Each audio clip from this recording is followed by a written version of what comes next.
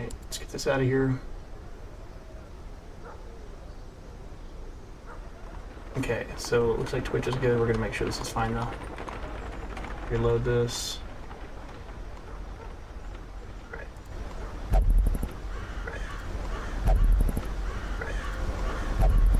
Okay, looks like Twitch is making noise. Looks like YouTube's making noise. Okay, I think I'm good. And I'll find out from viewers and stuff if it's messed up or anything anyway, so I just start kind of getting into this a little faster. Alright, what's up guys? The Blue Titan here again for another episode of Darkest Dungeon. So the last time we were here, we actually had kind of a rough night, actually. We had a few missions. The first one was a short mission. I think actually it might have been a medium. Yeah, it was a medium mission because we actually had an ambush at night, which cost us a little bit. We lost two guys. We lost in the same, over the course of 2 episodes or 2 missions right in a row, we lost 2 grave robbers, which really sucked. But we also lost our shield breaker, which was a bummer. So over the course of 2 missions, one of them was a boss, to be fair, and we rushed that one. We lost 3 guys against that guy, and then the next mission, which should have just been a simple mission, we lost 2 people, which really did suck. But that's okay. We're gonna bounce back now. So the last time we were here, that's what we did. We went through, did some missions just to kind of try to level ourselves back up. And weirdly enough, that medium mission, which should have been a lot easier, was the tough one. And then the long mission we did, which was the first long mission we did, ended up actually being one of the more relaxed missions we've actually had. And we were able to gather a lot of good resources out of that. We even had a dark fight in a hallway where we let the torch go completely dark, and we earned a new rare item, the recovery charm, which increases your healing by 40%, which is kind of an interesting item. I mean, that's a pretty big raw stat, like, you know, just 40% extra healing. That's quite a bit. Not sure who I would use that on, but I mean, it is an interesting item nonetheless. I mean, it might actually be an okay defensive item on somebody like the Vestal, but a lot of times I'd much rather just increase your healing for everybody rather than just yourself. But I don't know. I'm not sure what the implication of the recovery charm is. It might be a good item on a character that you wouldn't think about. Maybe somebody like a flagellant, or somebody that has a bunch of incidental healing on top of other abilities instead of healing as the main focus. I'm not sure. But either way, we had we've been clawing some little bit of extra value out of what's been happening, despite the fact, like as I said last time, it's been a bit of a 3 steps forward, 2 steps back, as it were, because these missions have essentially been kind of testing our mettle to kind of see what we're made of. So I said, losing 5 people over 2 missions is pretty rough, but it is also the early game, and in the early game, your goal is essentially to try to make the most with what you have and accept early losses. That's actually something that I remember this game saying that when I first played this, and I don't remember where it was, but I know it's stuck in my head. One of the first messages that this game gives you when you first start, it might be when you start a new mission, it says something along the lines of, Darkest Dungeon is a game about making the best of a bad situation. And I was thinking about that earlier today, and I was kind of thinking about making another video, and I thought, you know, that's something I should probably make a comment on, because this game can be discouraging, especially if you're used to kind of, I want to say, more relaxed kind of games, because you lose people and you kind of get attached to them. You're like, no, I just lost that guy out of nowhere. I feel like I almost had no agency there. Well, I mean, in the early game, you have a lot less agency, right? Because your characters are kind of whatever you have. You haven't had enough time to slowly iterate on the process and make your character stronger and work on the town and have better raw stats and find those items that'll let you push your guys a little further than you would otherwise. So it can, and it will feel that way sometimes early. You will have situations where you'll feel like your guys just get wiped and you feel like you're almost out of control, or you don't actually have control over the situation. But the way I like to look at it is, you are in control, but while there are things that you aren't in control of, the ratio of how much things you can control versus things that you can't control over time flips more in your favor, right? The longer you play, it's like, yes, there's chance, but you can minimize how bad that bad situation can feel by better preparing for those situations and those little mild variances. But we're learning. We're doing a pretty good thing here, honestly. Like I said, even though we lost a few guys, we have been slowly clawing through and gathering extra things, extra resources, building up our city. The last thing that we did, actually, before last episode ended, we went to the sanitarium and we fully leveled the treatment library. So moving forward, anytime we lock a quirk on a person, a good one or a bad one, as we see we have a person in here working on it right now, it's going to cost 50% less than it did when we first started. Actually, I don't know if these are additive. I don't know if it's 10% of the base and then 10% of what's left and then off and then 10% of what's left. If this is diminishing returns each level or not, I actually don't know. But I do know that regardless, whenever we work on locking a quirk or removing a quirk or whatever we're doing is going to cost the least amount it's ever cost us now moving forward. So now we'll take it more seriously, and we'll actually probably do that weekly. And then as we start to acquire more money and the ability to actually really cascade and snowball into that more, we'll probably start focusing on doing maybe 2 or 3 people at a time eventually, but we're not there yet. But either way, I think we've already went in and looked at people. Yeah, we already did our recruiting last week. I keep saying last week. Technically speaking, when I say last week, that's true because every game in-game is a week. But you can also misconstrue that and mean the last time we played. You might be thinking I'm saying last week. The last time we played, which was yesterday, the last week in-game, that was the same thing. But yeah, we've already got the people. We've recruited our people. Item-wise, we talked about these items, and I talked about how the Dazzling Charm is just a strict upgrade to the Stun Stone because it doesn't cost 1 speed. But we also have a Dazzling Charm, and we don't really need more than 1. I mean, at maximum, we'd ever need 2. And the reason for that is, as you've seen, we've had comps where we've had the Vestal, and we've also simultaneously been rolling with the Crusader. Hey, cool. I can see you in the chat. Awesome. So, but yeah, it was almost instant too, so that's great. But yeah, so realistically, we could see a world where using 2 different stun items would be useful, but it's not necessarily a requirement. I personally think that having more than 1 is not necessary in most cases. There are few items that I would prefer to have 2 of. Dazzling Charm is not one I would be against. I could see buying another one. I will. Because there are going to be situations where I could see having, again, a Stun Charm on both our Vestal as well as our Crusader. Or maybe our Crusader and also have it on our Plague Doctor. Now, the Plague Doctor would synergize with the item too, because if I was really leaning into that stun item, throwing a Dazzling Charm on the Crusader and throwing a Dazzling Charm on the Plague Doctor that having the Blasphemous Vial, a word I have not, those 2 words of which combined I've not been able to say very quickly, so I took a second to say slower. That could be a good combination, right? Now, again, an extra 10% on top of an item that's already getting plus 20% is diminishing returns. It's not much better. And when you're comparing 20% and 20% to adding an extra 10% versus the equivalent of adding plus 40% Blight, this plus 40% Blight skill chance on top of this Blasphemous Vial is 20%, 60% seems like big news, versus 20% on top of an extra 10%. You're like, wow, that's nowhere near as powerful as the Poison Herb. Well, the Poison Herb is giving 30% more, but those aren't apples to apples. Stunning is not the same thing as blighting. Stunning just completely removes a person from a fight for a round.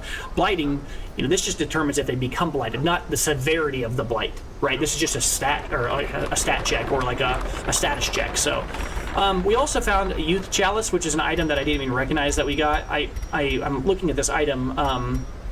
I know we found the Haste Chalice. I don't remember when we found this Youth Chalice, and I'd love it if somebody were to tell me this. I was looking through these items just a few minutes ago before I started, and I thought, what in the world? Like, I know we had, because we earlier found the Virtuous Chalice. We found a few of those, and then yesterday I found the Haste Chalice, and I even talked about it on video, plus 8 speed on the first round and all that. I have no idea where I got the Youth Chalice. I don't remember looting this at all. It makes me wonder if maybe there was a town event or something where somebody found it, and I don't even know how I would search for that. I think we might have just found an item, and I didn't know you could do that. I mean, maybe. You'll have to let me know in the comments or something, because if somebody knows more about it than I do, I don't know. I really don't know where we got that item. Oh, God. Bondeville, Centerpont, Bricks, and you. We had 4 people, or 3 people die of Dishonor's Prophet. That was brutal. Although, upside, though, it did prove what I was talking about, though. It is good to be prepared. It also gave us an achievement, which is kind of funny. It's a badge of dishonor. Lost 3 dudes at one time. But we're going to go in and do a mission because we've already bought everything, and pretty much the only 2 things we really have to do now are look and see which mission we want to do, and then determine based upon that who we're going to go and send to get de-stressed. And that's what we're going to do. I'm going to tell you right now, Renee is probably not coming with us, so this guy can probably already be put somewhere. But we will see that in a second. Let's go out and look and see what missions we have. I think last time we were here, we were talking about how I'd like to get the Legendary Bracer. So the question is whether or not I think we can do this or not. Yeah, because there are 2 bosses here that are available to us, and we could do this. We could do this mission. I really like the Legendary Bracer. An extra 20% raw across any character is disgusting.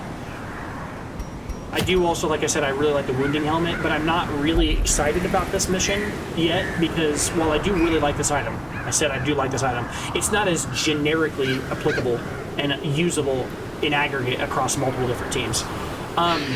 Yeah, they did. Yeah, I see your comment. Yeah, no, dude, John, that was a very, very bad mission. I went in thinking, okay, this could be bad. We might lose one, maybe two people because we don't have a healer, and that enemy was his whole like mini game is he drops like ceiling supports on you and deals massive amounts of damage instantly, but it only happens every other round, and you have a whole round to prepare for it because you can see above which one's going to fall. But unfortunately, I didn't have a healer on the team, and I knew we weren't going to have a healer on the team, but we did have this other mission prior to it that we had done that had earned us an extra damage and XP and all that other stuff at that location, so we were highly incentivized to go there and push and deal extra damage to that location. It was a calculated risk, and I knew we were probably going to lose a guy, maybe two. We lost 3. We won, but it was by the slimmest of margins. Literally, 3 guys died. We had 1 guy on death's door, 0 health. Any damage would kill him, and then the enemy died to poison. He died to poison applied to him from 2 people that weren't even alive anymore. And he himself could not even reach the enemy to finish him if that poison had not tipped and killed him. Like, it was crazy. Like, I honestly, one of the most... It was gut-wrenching. I was like, I don't know if we can win this. And I looked and I was like, oh, if we can survive 2 rounds, he just dies on his own. So I just stood there and hoped that I didn't die to falling ceiling. I literally was completely out of the driver's seat for the last few rounds. But looking at the options that we do have here, though, we could do this mission to go get All Saints Day and try to get this event. All Saints Day is a town event that I think makes the cost of going to the Abbey, which has like the 3 different religious stress relief activities. It would make it cost 0 for all the activities. I'm not really too interested in that right now because we don't have a number of people that are stressed out. We literally have 1 person, Renee, that's got 60 or 70 stress. Everybody else is pretty low on stress. They don't have the little white boxes under their name, or if they do, it's a very small amount. Maybe, is it Pisvini, Pigvini, whatever, and Guernon. These names, man.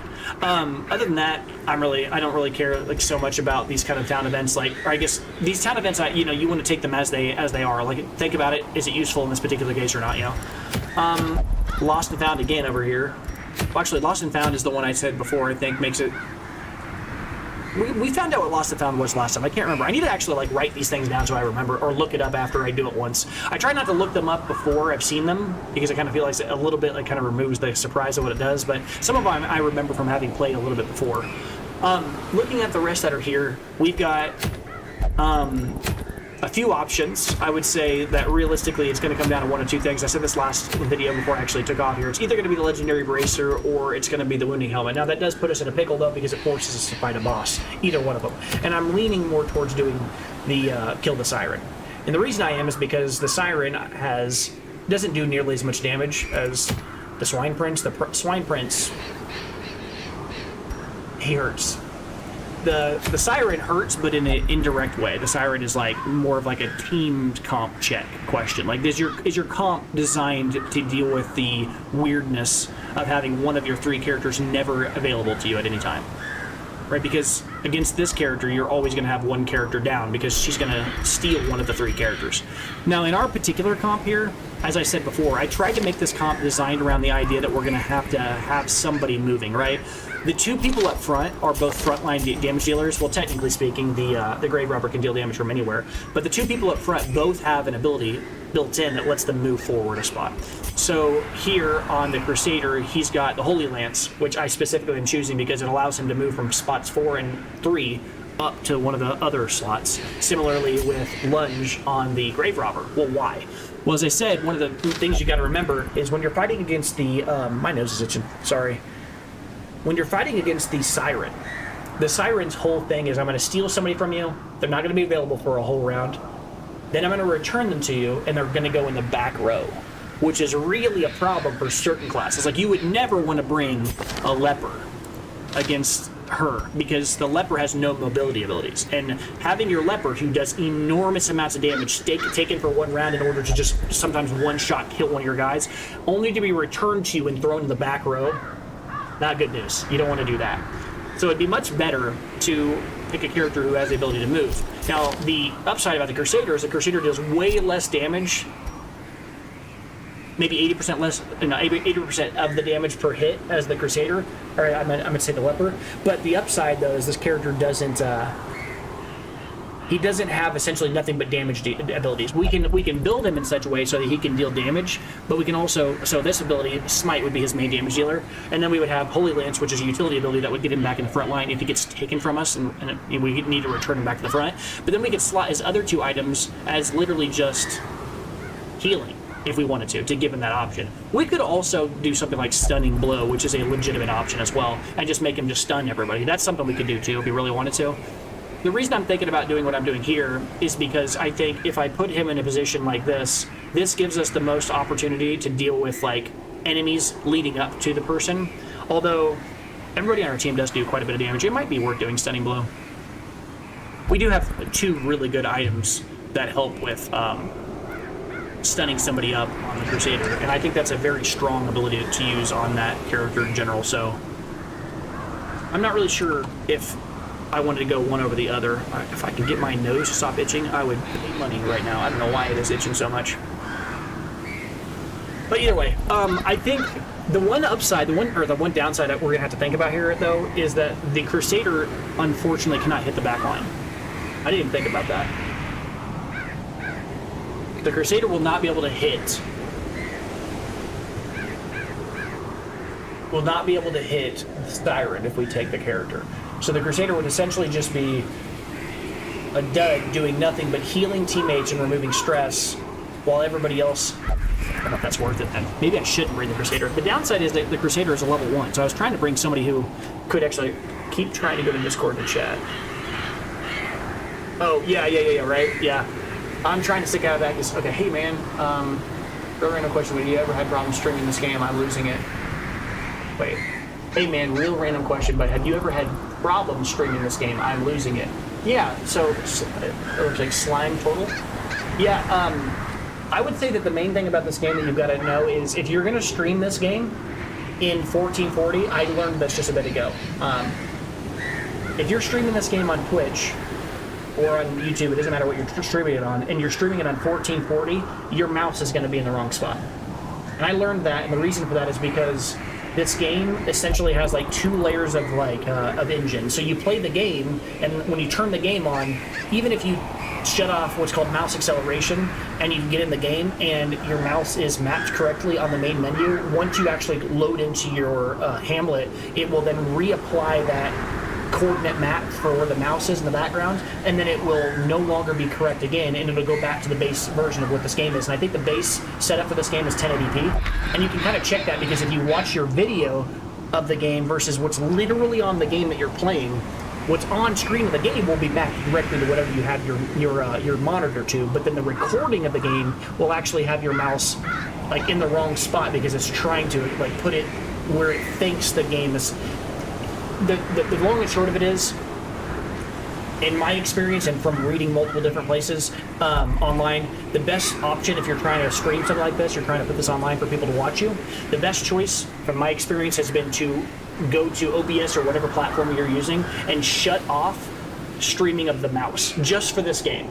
Remove the mouse so that way you can actually like not have to deal with that. Like right now my mouse is floating around and you guys can't see it, but you can still get an idea where it is because if I put my mouse above, let's say, the courtyard, you can see the icons flashing. Or if I click one of them, you can see when I hover over here, you can see I'm interacting with things. And so even though I don't actually have a mouse proper on the screen, you can contextualize where I'm at regardless. That can be a little annoying, I understand, but it's much better than the reverse of that, which for my first 2 episodes, I learned by a little bit of pain. My first 2 episodes for this video, my mouse was so far off, and that's where I figured out the mouse acceleration thing. When my mouse was in the top left-hand corner of the screen, it was totally correct 1-to-1. But when it was in the bottom right-hand corner of the screen, it was way off, and that's a definite example of like stretching of the screen, right? The further right and the further down, the further off I was because it was trying to map a 1080p resolution to a 1440. So I hope that answers your question. I would highly suggest, in my experience, to make this game map well, in order to stream this, you want to make sure that you shut the mouse off in OBS or whatever you're streaming or whatever your recording platform is. Don't stream the mouse. Everything else will look fine afterwards. That's the issue I had anyway. I don't know if that's the issue you're having. If that's what it is, so be it. If it's not, that's the best advice I can give you. It's the only thing I ran into issue-wise that I could share anything on. So anyway, I went pretty deep into that, so hopefully that helps you. What I would say though is in terms of missions that I'm considering doing here, things I actually want to move forward on, this is probably the best one, but I think I really do need to reassess whether or not I'm going to bring the Crusader. The Crusader is cool, but I just now realize a major flaw in this plan. While I do really like the Holy Lance, this does create quite a pickle where he can't actually hit the back line. He literally has no ability to hit the back 2 lines. He's not very... That is... I never really thought about that. That's a massive issue with the Crusader as a class. He cannot deal with the back 2 lines. He has 3 melee abilities that hit the front 2. And then a protective ability, and then 2 heals, and then an ability that lets him hit the back line if he's in the back, which essentially only allows him to do it once, or maybe twice if you put him in the back slot. I'm not excited about this. That's unfortunate. I might have to switch him and pick somebody else. I don't want to bring the leper. I just explained why I don't want to bring the leper, but the thing about the leper is the one upside of this character is at least I can use like Intimidate or something to lower the damage. But I said before, I don't like that because the Siren doesn't deal damage so much. She was really more about like stat checking and like seeing if you can handle living without having one person on your team and all that. It might actually be a good opportunity to bring another character or something like, maybe I'll just bring like Bondeville or Theon. Theon can actually hit the back line. He can rage and constantly ram. The downside to bringing this character, as I've said before, is if this character gets taken and put in the back, he has no ability to reposition himself. And then the other major issue with this character is he has no real ability to, well, if he gets taken, then he can, like, just start absolutely destroying you with your own rake. I could bring Bondeville. Bondeville has a major upside, and that's that he, Bondeville does, will deal a lot of damage, right? He just deals a lot of damage. He has the ability to do something like, Plan's Takedown, deals extra 25% damage against the Siren, because the Siren, I'm pretty sure, like most bosses in the game are size 2. He'll deal extra damage if we wanted to go pick that. The downside to taking this character is if he's the one that gets taken, he again also doesn't have any mobility abilities. And even worse than the Crusader, this character deals extra damage against humans. So if he gets used against us, he could literally kill any of our guys instantly. So this is pretty dangerous bringing this character. I'd much rather find somebody else if I could. I think Theon's probably one of our best bets. Bondeville's our best bet in terms of raw power, but Bondeville's also putting all your eggs in one basket. We have a lot of squishy dudes besides Bondeville. But I might actually have to do it just because I don't have any real other options. I mean, I could just not go fight the boss right now. That would be the more conservative approach. And that might be the right choice. The thing about it is I want to go fight this boss because I'd love to get this legendary bracer. There will be multiple opportunities to get it otherwise. Maybe I just don't. I don't want to build up this entire amount of hype and then not go fight against the boss. But man, we fought a boss a little bit ago, lost some people. Our comp is, most of our guys are level 0 and 1 now. Maybe I should just stop and just take a beat. I think I'm going to do that. Even though I'd love to get these items, maybe I'll just take a minute. Let's gain some levels and gather some random items. Let's just do that. I don't feel too bad about doing that. Sure. Let's go get a random item. Let's go do something like this one. I don't think the bleed amulet's an incredible item, but I don't think it's bad. Extra bleed resist, extra bleed damage. Like, this is a great item for somebody like, well, it's a solid item for somebody like the, I'll remember his name in a second. The Flagellant. It's an okay item. So maybe we'll go get something like that. Also, we haven't gone to the wheel too much, and this is the mission where we only got one. So doing this actually helps us kind of catch up in terms of the amount of times we've been at one location over the other. We've been to the ruins the most, the war ends and the cove the second most, and the wheel almost not at all. So let's go to the wheel real quick here. Let's do one of these missions real quick. All right, I'm going to work on building up the characters who I anticipate will eventually need to bring against the Siren. So let's work on these characters that have level 1 and maybe bring another character or so that, would be foreseeably useful there too. I might bring the Brond here. I mean, either that or Bagnard, either of these two characters, because both of these characters are basically the same class. They are the same class, but the one big difference here is Brond actually has Eldritch Hater, so that he would be a great person to slot and start working on that to that end. Okay, yeah, let's just go here. I just said that. Uh-oh. The wield is anti-blight. They're very good against bleed. Or they're very weak against bleed, not blight. That would actually make no sense to bring this group then. That's annoying. Maybe then I offset it and get rid of one of these characters, bring a guy who can deal a lot of damage at the location. It doesn't feel as bad. Maybe I'll bring maybe I'll bring ourselves a Flagellant here. That way we can actually start to work on another class. Although his quirks are terrible. I have another flagellant. I think I did. I might have lost him. Oh, no, he's here. Sinless is getting worked on, right. He's getting one of his quirks locked in. Try to bring somebody here who has, like, a bleed ability. This would be a good one. Yeah. That's a great one. We'll bring our little jester here. He's got hot to trot. I like this guy. And if I'm doing that, I might get rid of one of these guys. Maybe the occultist, because the occultist doesn't really do much here. He has a heal, but... Yeah, I'll bring him, and then I'll get rid of our, maybe get rid of our grave robber. Have her focus on things she's... Well, the thing about the grave robber, she does have flashing daggers, so she could just spam flashing daggers and still be of use here, even though she's not doing her main poison stuff. And I'll just have her spam flashing daggers every round for the whole fight while we're there and just build up. Like, that wouldn't be bad. And then she can also lunge or Shadow Fade. Well, obviously, probably not going to be using poison darts, but this gives us something. Although I could level the base. That'll give us an extra thing for her to do. I'm just trying to make sure that I don't over-optimize on blight abilities, because she's not going to do almost anything blight-wise, because this location is not focused on that. Let's get rid of that, put this in there. Or you could... Oh. Maybe this is a great opportunity to level this instead. We'll level our Hellion, who we actually haven't been able to use at all. I'm going to do that. One last change here. Switch. I'll get rid of my grave robber entirely, and we'll just bring somebody that can deal bleed damage. If it bleeds here, and she'll hit the middle too with that, yeah. And then maybe like bleed out. I don't really need Iron Swan. Iron Swan will be great if we were to bring her against the Siren, ironically, because it lets you hit the back line. Iron Swan's a weird ability. In the first slot, it lets you hit the back slot. The one downside of the Hellion is, again, the Hellion doesn't really have any real mobility. So she gets put in the back after she gets stolen, then she's kind of like stuck, and you have to spend a bunch of rounds moving her up. The only thing she can really do from the back line is use like breakthrough. So she's not really great against that particular boss. She's good against other bosses for sure, though. So we'll go ahead and lock this ability. I'll get rid of Iron Swan, and we'll just focus on these ones here. If it bleeds, hits the middle two, bleeds them.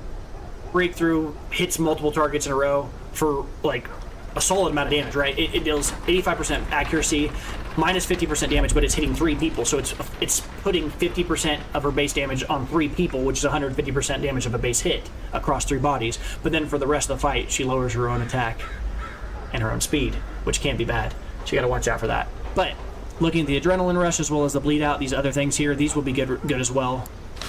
So, at this location, because Bleed Out deals bleed damage, turns out, right? And again, though, downside of this is it bleeds him out, applies a lot of bleed to him, can deal a lot of damage out of nowhere, but it then makes her weaker. She basically, like, it's almost like a haymaker, right? She hits for a lot and then makes herself basically functionally useless after that. All right, let's try a new class. We haven't got the chance to actually play this class yet. I might pick somebody else up for a little bit. Although this also would have been a great location for a Houndmaster. I don't like fading. I really don't like this guy's abilities. He doesn't have any good things on him. I'd probably drop him the moment I got a chance. Precise Striker doesn't make any sense. Neither does Night Blindness. Yeah, I don't even like those two. The two Houndmasters we have kind of have bad abilities. He's got what we need here, I think, overall. Blight's pretty bad at this location, so maybe I do drop him and then bring a Houndmaster. I feel like I literally just dropped my entire team and replaced them all, but that's because we switched locations, right?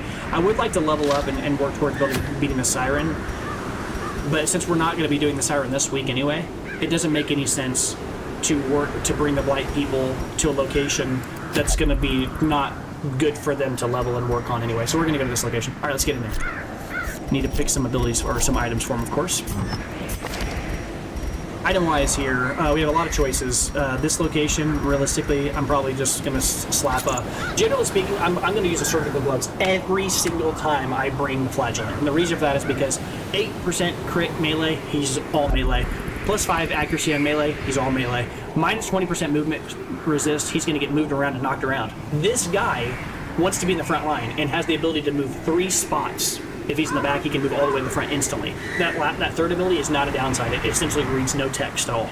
And then he has minus 10% debuff resist. That's the only real cost, and I would pay that gladly for the other stats above that. That's no joke. That's really good. Other than that, Heartburst Hood is obviously solid on him if he gets to lower health. There's much better items than this, but it is a solid item on him. When he gets to lower health, he always gets to attack first, which is pretty good. You can do some really cool things with that. If he gets low on health, then he can just start hitting people for a lot, and then he can get that last shot in, heal a bunch, and then end the fight decisively while also making sure that he's topped off for the next fight. Solid item. Not incredible, but solid. There's also an argument to be made that you could run something like the Bleed Stone on him. No, maybe that is a better choice on him right now for what we're doing, because it just increases his bleed chance at all times. And all of his abilities, like, you know, if you look at his abilities here, he has 2 abilities that are applying bleed. Pretty good. Then we're going to look here at the Hellion, and we know for sure we're going to give her her own version of that same thing, the Bleeding Pendant. We've talked about that, we just never got the chance to use it yet. And then I believe all of her abilities, if I recall correctly, are mostly melee. Yeah, she has all melee mostly. So we could run something like, you know, Focus Ring's always good, extra accuracy, extra crit, all that other stuff. We could run that. It's pretty simple. No dodge, but who cares? She has a heal built in, so it doesn't even matter if she gets hit. But we're also going to be rolling with extra dodge anyways because of this dude. Well, is that ability unlocked? Yeah, Battle Ballad's unlocked, so she'll have higher base dodge anyway, so might not even matter that much. But as far as other items are concerned, I don't even think there's anything really else that I would want to put on her. Although she, as well as the Flagellant, are both kind of like similar people in the sense that they are okay with having lower health. So extra damage when their health is below a certain threshold. I do believe the Book of Rage at some point might actually have a heck of a showing for us. We just haven't seen that opportunity yet here. Alright, we're all pretty low on health. So I might take the Bleed Stone off of this dude and put the Bleed Stone on the Houndmaster, because the Houndmaster has Hound's Rush. And I would like to also buy Hound's Harry. Let's go do that real quickly. I'm going to explain what that is while I do this. Hound's Harry, although, does this guy have Hound's Harry already built in? Who would I rather have?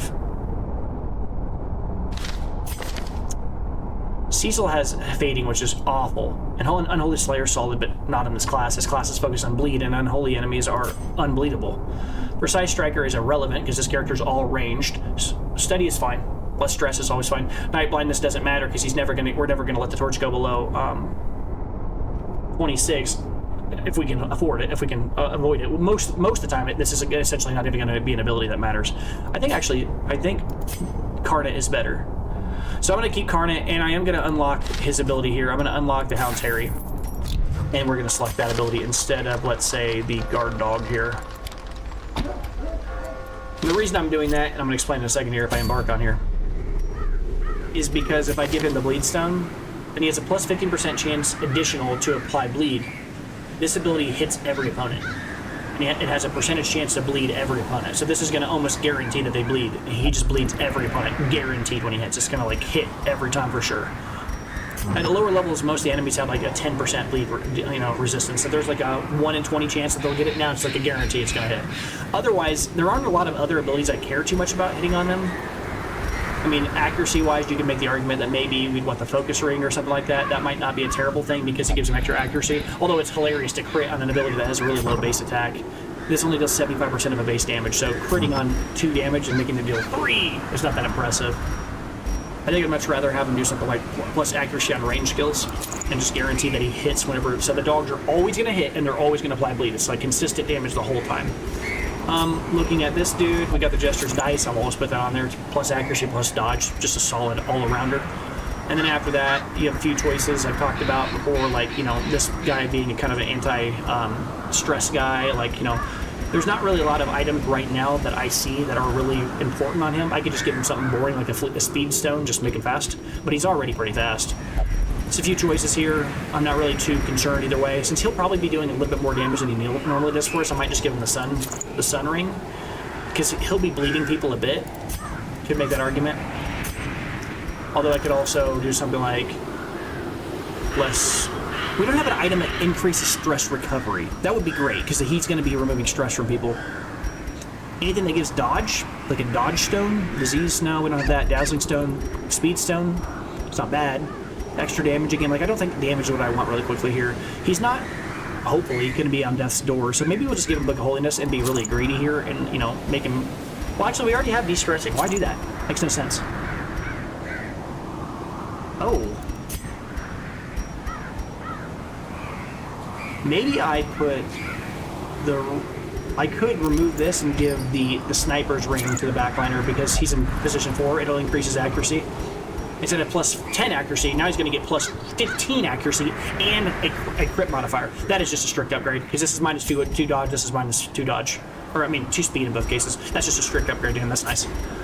We got those items selected, and then now we got to find one more item for these two guys here. There's a few options we could go with here. Realistically, I think I'll probably pick the guy who has the least amount of accuracy on abilities. Base accuracy is 85 here. His abilities are base 95, base 95. Yeah, we're going to be using if it bleeds a lot, so we'll give extra accuracy to this character so she can hit the character she's attacking and also increase the chance that she bleeds. Okay. And then the last one here is, of course, our dude, our Flagellant here. Flagellant can do a few different things. We could have him increase his own healing if we wanted to with Recovery Charm, but he doesn't actually have any abilities right now that heal him. Not really. Redeem is true, but it seems kind of ridiculous to have an entire ability or an entire item built around healing when that is a huge heal anyways. Let's find something else for him. Something I think is a little bit more powerful. I think I'd rather just have something that has him either move faster or, that's funny, or has him deal more damage. Maybe like the Damage Stone? Or maybe I could also do something like the Book of Relaxation, because if I do the Book of Relaxation, he has a built-in ability here, Endure, that takes stress from his teammates and puts it on himself, and then increases the speed for future rounds. Well, if he has an item like Book of Relaxation, he's going to take that stress, put it on him, take 10 from the opponent, put 9 on himself instead of 10, because he's got 10% less. I mean, it's not an incredible exchange, but you got to think I could essentially just constantly move the stress to him, and then the Jester then has a person that he's constantly spamming the loot on. Oh, I don't even have Inspiring Tune unlocked. I need to do that if I'm going to take that. I don't really want Dirk Stab. Not in this particular round. He's going to be in spot 3, and I think Dirk Stab moves him forward. We don't want that. Doesn't that do that? Doesn't it move him forward one slot when he uses it? Yeah, it moves him forward slot. We're going to get rid of that. We're going to take the Inspiring Tune. I'm a huge fan of Inspiring Tune. Alright, let's get rid of this, pick this one, and I think we are good. We can get out there and start fighting some folks. Oops. Let's get in. Let's get in there. Alright. So we're going to go do one of these two missions. It's honestly semantics. The rewards at both locations are exactly the same. Exactly the same. And they're both medium missions. Same tier, difficulty, no additional. It's semantics which ones we do. I'll probably do the Explore 90% of rooms because it means I don't have to fight if I don't want to. I don't know. Alright. And then from here, I'll get Dogcrete's new item. We haven't talked about this. So the way a Dogcrete works is greatly increases the Hound's vigor for a short time. This is a consumable item that you use in battle when you always get 2 at the start of a mission. It doesn't scale with the mission either. So like at low level difficulties, at high level difficulties, at small or short missions, all the way to medium and all the way to long, even epic, you always get 2. Doesn't scale. Using this item increases essentially, like, I think it might increase the percentage chance it will bleed, but abilities that involve using the Hound, right, like the Hound's Rush and the Hound's Harry, will be more potent. I don't know what that all entails. You can go look that up yourself. The way I usually look at it is essentially like makes them more potent, higher base damages, higher percentage chance to bleed, higher accuracy is probably likely what's going on under the hood. I've never bothered to look. All right, we always take 8 base. It's a medium. We add 4, and then we ask the location we're at is the Weald. The Weald has more opportunities for finding food than most places, except the Warrens. But both locations you can find food pretty easily if you bring like medicinal herbs. So I'm not going to go much further into food. I might, maybe a few more. I'm always okay with bringing extra food. It never really bothers me. This location, though, is severely taxing on shovels. It's a medium mission. You want to make sure you bring enough shovels. I always bring at least a stack to a medium or longer. This location might even use 6. I'm gonna be real with you. Anti-venom, you can do with a few of these. You might even use less. Same with bandages. You could always use 2, maybe use less. I mean, most places are that way, but I would say this location applies bleed and blight more than some others. They don't have like spiders, but they do have these like little dudes that are like shooting spores out that like stab you, and then they'll apply bleed and blight simultaneously sometimes, which is obnoxious. Alright, from there we usually try to bring at least a holy water. I've talked about that why, expressed that multiple times, so I won't go over that anymore. Basically this involves trying to gather extra info on curios, and then we'll bring our normal 12 or so torches. Sometimes I try to bring extra torches to this location in the Warrens, just because I feel like this place is longer, but that might not be real. It might just be perception versus reality. I might just be wrong. We don't have any real ability to increase the torch light. Bringing a few extra torches won't really bother us. How much do they cost? I'm not even that expensive. I'm okay with bringing an extra, sure. We got everybody with items. We got everybody locked in the abilities that we want to bring, right? I think so. I think we can probably go here. We've switched the abilities to the things we want. She's going to be, if it bleeds the entire time. I really don't know if I really care so much about breakthrough here. I think I'd rather just have an ability that deals a lot of damage to a single target, maybe like an Iron Swan.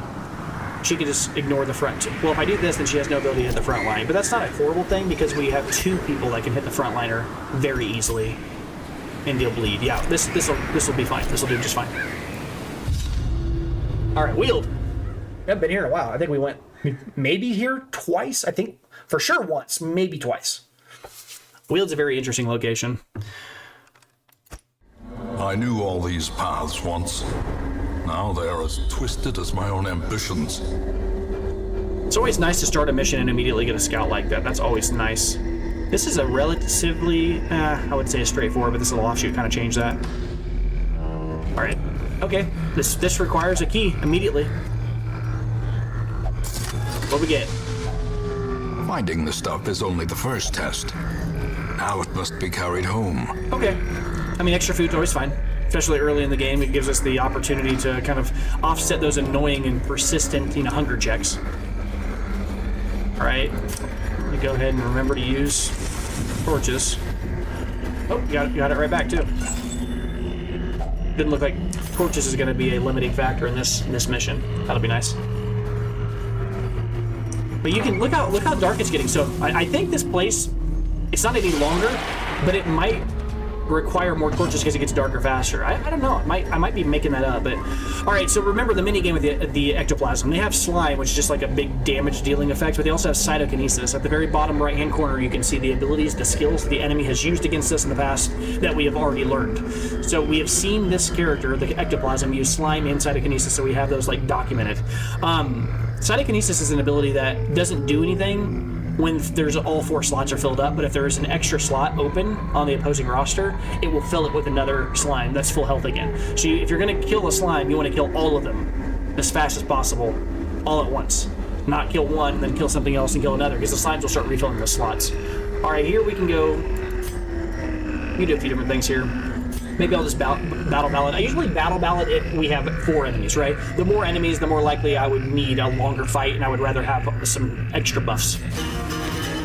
Give everybody some extra crit, some extra movement, whatever. Let's go. All right, from here, I'm going to use Rain of Sorrows, try to take out those backliners. Those 2 backliners, again, they both have movement abilities. I don't really care about that so much as that extra stressful incantation. That's obnoxious. These guys are all level 0. We came in here, we immediately got that little tax you have to pay for your first mission on a character. That would take 20 stress to start. We don't want extra stress. We're at the start of a mission. This is a medium mission. We want to take care of stress early. But try to take those guys out quick. They're going to stressful incantation us and start adding. Oh, nice dodge, though. So, essentially what we're going to be trying to do for the rest of the mission is use our Jester to constantly bring that stress down on our guys. Another abomination, cleansed from our lands. That was nice. She crit and removed stress from everybody. But we'll take that. This is the character that I don't like having moved. She can't move on her own very far. She can only move 1 spot. So that's a serious downside of that character. So that's not a joke that they did that. Now, here's a nice thing. We actually have 2 characters on our team that can remove stress. So I'm not going to worry about using the dog treats right now because we've already killed a guy, but that would have been a good choice earlier. I'm going to use the Hound's Harry here and try to hit all the enemies so we can see what this ability does. Hound's Harry will just send the dog running, and the dog will be biting the ankles of every enemy over there. Yep. Add bleed all of them. Yep. Let them all out. And you can see it'll start to stack up here. I'm going to use the punish here. I'm going to use my flagellant here to take out the ectoplasm as fast as possible. We don't want to see it use use cytokinesis. So it gets 3, not a lot of damage, but usually it stacks a bleed on there, so that kind of looked bad. Usually, it's not the damage he deals in the front end that's really strong with this character. Really, what's powerful about the flagellant is his bleeds are insane. This time, the enemy dodged the bleed, which kind of sucked, but, you know, it happens.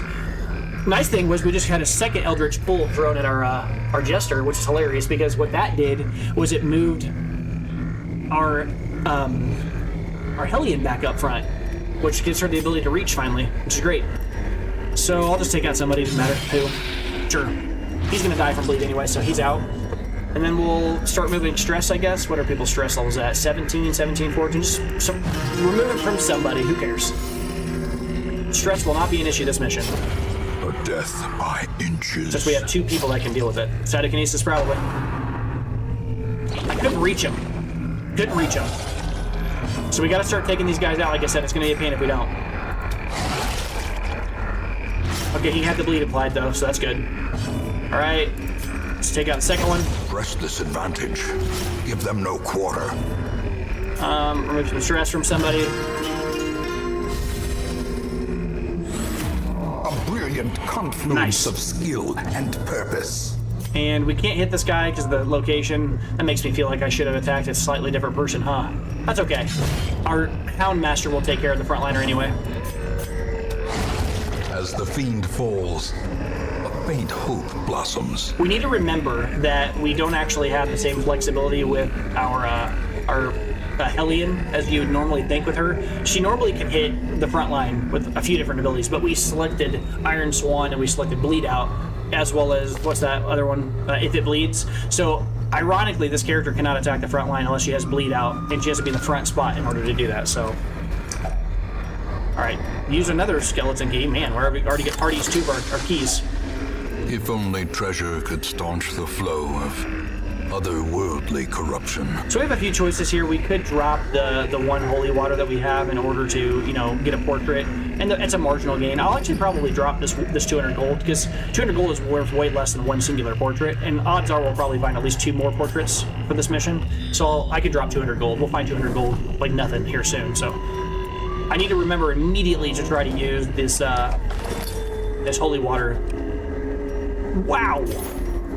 It's a lot of random little items here to find in just a random bag like this. That's annoying, actually. I mean, you know, embarrassment of riches. We have no space for it. Is the emerald worth replacing the holy water with? The answer is probably yes. I'm not taking the journal page, guys. I'd like to get all of those, but we don't have the space. It's not a short mission. I usually save. I usually don't go after journal pages unless it's a lower level mission, like a short mission. How quickly the tide turns. Brutal. That's the problem with these guys. They attack fast. Okay, double crit's ridiculous. Body and rabies. Okay, that's just bad chance.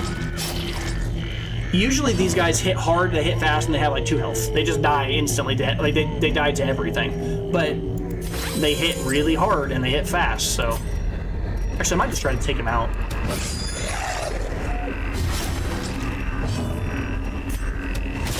Just end him really quickly. Hit that one in the back and just end him. Yeah, that's fine. What do we got here? I'll just... Oh, dodge. Ugh. Yeah, they have 15 dodge. Great is the weapon that cuts on its own. Alright, then here I will just try to use my dog on their dog. That one's dead. He's got a... Oh, he's only got 1 bleed stack on him? Come on. Come on. Alright, I guess we'll finish him. Or we won't. Okay, game. Okay. Okay. He took 9 damage, or took 8 damage, had 1 bleed stack instead of 2 attached to him, and then dodge an attack, and then crit. It's like, okay, dude, I get it. You want to get your licks in before the fight's over. Oh my god. Destroy them all.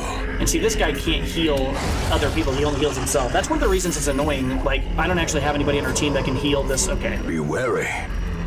Triumphant pride precipitates a dizzying fall. I'm taking that money, and I'm going to use that whole stack of food. It's unfortunate we have to do that this early, but we have to. I'm not going to have one of our guys take 8,000 damage and essentially put us on the back foot the whole rest of the mission when the mission just started almost. This is why it's okay to bring way more food than you normally would think you need, especially if you don't have a healer. Gold, trinkets and baubles, paid for in blood. We have to leave this. I need to remember to use my dog treats pretty quickly here soon, because I don't want to have those wasting a slot in our inventory nonstop. Back to the pit. Where have you been this whole game? Come on, man. That was a lot of damage. Nice. All right, give us a bleed on it. No bleed. All right. She can't attack the front line, which is annoying, but she can heal herself, which is not trivial. And then the Hound, let's have him in this guy. All right. Confidence surges as the enemy crumbles. We do have 2 people that can heal themselves, which is not trivial. Actually, 3. Horrors. Brought low and driven into the mud. We're a little bit more robust than I was thinking when I first said earlier that, man, we were going to have to waste all of our food. We have 3 people that can heal themselves. I was forgetting that she had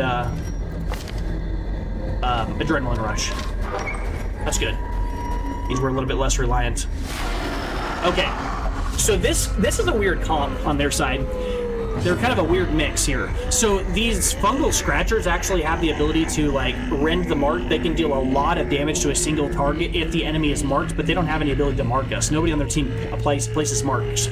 So really we have total user choice of who we fight. These guys are just going to deal raw, small amounts of damage. The fungal scratchers will probably deal 5 hit for the whole fight. The guys in the back are annoying, so I'll probably try to take care of those guys immediately. And I think the most efficient way of doing that is probably just to try to well, I guess there's a few choices here. Maybe I de-stress. I could increase his speed and do all that other stuff, but this guy's our biggest liability. Matchel is. Or not Matchel, whatever. Murdoch. Rain of Sorrows, take out the bad guys. If we can, as fast as possible. Okay, the bleed stacks on him. Alright, now we're going to use a dog treat. The buff says plus 50% damage for the next 3 rounds and plus 15 accuracy for the next 3 rounds. So that's pretty solid, right? That's pretty strong. For the next 2 rounds, you just eat a dog treat, and then you just hit for a huge amount. It's a lot of damage. Bled them all. That's a lot. All right, here you've got 4 damage per round. For the next, you're dead in the next 2 rounds. You are at 9 health. You're not quite dead in the next 2 rounds. Hit you, bleed you because you're the bleedable guy, or you're the tankier guy. Put more bleed on them, sure. That's fine. We have a lot of ways of dealing with stress. And if we're going to dodge it, even better. That's fine. Another one. Got hit for that one. That's okay. 1 out of 2 is fine. The annoying part about that is it lowers our torch. Stressful incantation is annoying for more than one reason. We're getting really lucky with our dodges. That's nice. Who are you getting hit? Broken swipe. It says Jesus. The Jesus slow what? death. What's up? Unforeseen. Right on Unforgiving. STF. First time chat. Oh, great, man. Right as I was looking away. Hello, what's up? Said Renan STF. Hey. Sure, take this guy out. He's basically dead. He should bleed out in this round. He can't do anything. We move him clear to the back, which is nice that he has that much mobility. I forgot he did that. That's actually great. And then I guess we'll remove some stress from somebody because putting all this stress on one guy is pretty obnoxious. Maybe we'll just have him focus on removing stress for the rest of the time he's doing stuff. That'll be fine. Sure. Sure. 6 is a lot of damage. And then we'll... Everybody else is just going to bleed out this next round, right? Basically. I might just start de-stressing people. Slowly. Gently. This is how a life is taken. Good. De-stress himself. Heal if we have the ability to. Remove some stress.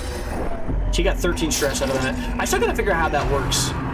Because I would assume... Okay. Grievous injury. Sure. Palpable The crit fear. is a little ridiculous. Alright. And it's annoying. He has a lick wounds. He could heal himself, but and he's the only person on the team that can really heal himself at such a high level, and of course he's got the highest health. Okay. Alright. Remove stress. How you been? A different comp you got there. I'm a newbie, by the way. Never tried bleeding composition. Yeah, this comp is... I'm doing that because this location, if you look at one of these enemies here, these guys have 0 bleed resist. Well, I mean, that's not actually fair, technically. Minus 20% bleed resist because I hit him with the flails here. But I think you can do it pretty easily at the Warrens and the Weald, because those 2 locations are highly susceptible to bleed. Yeah. Inspiring tune, just remove some stress here. It's a great game, honestly. I like this game. And you say, how you been? I've been all right. Things are all right. I'm just trying to recover from the last few weeks of playing this, because the last few weeks the last few weeks in game, not in real life, but the last few in-game days of playing this game as weeks in the game have been pretty brutal, because we fought a boss, and the week before that actually I did that reverse. We fought a boss, and then after that we did a regular mission to kind of recuperate and gather some resources, and over 2 missions we lost 5 guys. It was brutal, but we won both missions. It was brutal. Alright, just kill this guy. Alright, heal. Use heal when you can. That's great. Sounds good to me. Heal. Remove stress. Man, these other 2 guys aren't getting any stress relief. Their formation is broken. Maintain the offensive. I guess I'll just use the food immediately. Put it on a character who can't self-heal. We'll use a torch real quick. We'll take the rest. We don't have any space for the crest. I'll probably just drop the bleed. Drop the bandages, I mean to say. Moving forward, we're going to start being a little bit better with our inventory space. We've just kind of gotten unlucky with the curios we found. We haven't found a reason to use our shovel, and we have 5. We haven't really fought an enemy yet that has made me want to use the dog treats yet. The last one I have remaining, so that's another stack yet. Eventually we'll run out of torches. We've got about 4 stacks of things that will run out pretty soon, and that we can start building on it. Start adding things. Luckily the jade isn't that big of a deal. Like, losing that doesn't upset us. What's in here? Often contains treasures. Packs laden with Great. loot are often low on supplies. Alright, we're gonna go to this last room real quick here. Sack is empty, is fine. And the nice part is, since we're gonna backtrack all the way, once we get all the way back, we'll be able to use the accusation, sure. Festering fear consumes the mind. We'll be able to use the firewood when we finally get back to probably the start of the new hallway, and when we head back. I'm going to walk back in darkness, because I don't really see any reason to waste a torch, because there's going to be no enemies in that area anyway. So we're just going to try to deal as much damage as we can, walk back in total like darkness, get back, go use the torch, or not the torch, but use the firewood, because remember, a big thing that is easy to not know unless you've experienced it or paid very close attention is when you camp, you will immediately set the torch from 0 clear to 100 no matter where it was. No matter where it is on that list, it'll go clear to 100. So it's a good idea to kind of like use that. That'll essentially save us extra torches we don't have to burn right now, because we won't be seeing enemies anyways, and I won't have to worry about like the extra crit that they deal and all that stuff in dark holes, because there won't be enemies around anyway. All right, let's start removing stress from people here, because that's going to start mattering. We're already at almost 50% stress on everybody. The blood quickens. Let everybody else do their job. The hound will be eating his dog treat now, so we can save another spot here. I would love to have her start healing herself, but we need her damage right now. We really do. Have the hound eat his treat. Have him hounds harry everybody. The dodge is brutal here. Very brutal there, especially considering that I have an item that gives him extra accuracy. Oh! We don't have him in slot 3 or slot 4. He needs to be in slot 4 because he has a sniper's ring on. I didn't realize that. That's a mistake. Okay. Remember, we actually like it. We actually like it whenever our flagellant goes below on health. We're okay with it. Whenever he gets down, we're all right with that. So here we want to. I'm gonna switch him spots because I need to get that hound to actually be hitting. All right, take somebody out real quick. Sure, get him to 1. That's fine. It's basically dead anyway. And then have you go ahead and use redeem on a teammate, right? And I get them both on full health real quick. Get their health back. Yep. And then have you hounds harry him again. Knock some people out of here. And that should be enough to get us through this section, because they're low, but now they're surviving anyway. These enemies are going to bleed out anyway, so I'm not too bothered by it. Not quickly, but in the next few rounds. Accusation's annoying. We do have meaningful ways of dealing with stress, though, so I'm not as worried by that. This 6 stress per round is absurd though. To remove some stress for some people. Need to start fighting it meaningfully here. Have you hit everybody again with Hound's Harry? Great. Clear bodies at everything. That was disgusting. And we got multiple crits. That was good. I could just kill this guy. He should die to bleed. Yeah, he's gonna bleed, and she can't reach him with if it bleeds, so it makes no sense to attack him. I'm just gonna use Adrenaline Rush. It's only 1 health, but 1 health is a health. It's better than just killing a guy that's already gonna die anyway. All right, then here we will kill this guy because he's almost full health, honestly. Yep, he's dead next round. So now we have a full round of healing. We can take some time off and heal. All right, remove stress. Take a whole round off, because this guy's going to bleed out on his own. We don't have to fight if we don't want to. Just remove stress where possible. Heal yourself, that's fine. Always have something to do that doesn't require you to be aggressive. Heal each other. All right. And I guess we'll remove stress again. Again, the guy's going to bleed himself out. I'm not going to kill him for no reason. Just remove stress where possible. Ugh. A trifling victory, but a victory nonetheless. This is like awful. Finding 2 common items when I don't have the space to take them. I guess if I was going to pick one, it would certainly be the stun stone, which is an item we don't actually have. I just talked about that before we got in here, so we're going to go in here. If we see any enemies, we're going to immediately use torches. We did not, so that means we get to travel all the way back to that main room without wasting any torches, which would be great. The extra stress is annoying, but we're going to camp anyway. Remove a bunch of stress. I'm not going to waste torches if I can avoid it.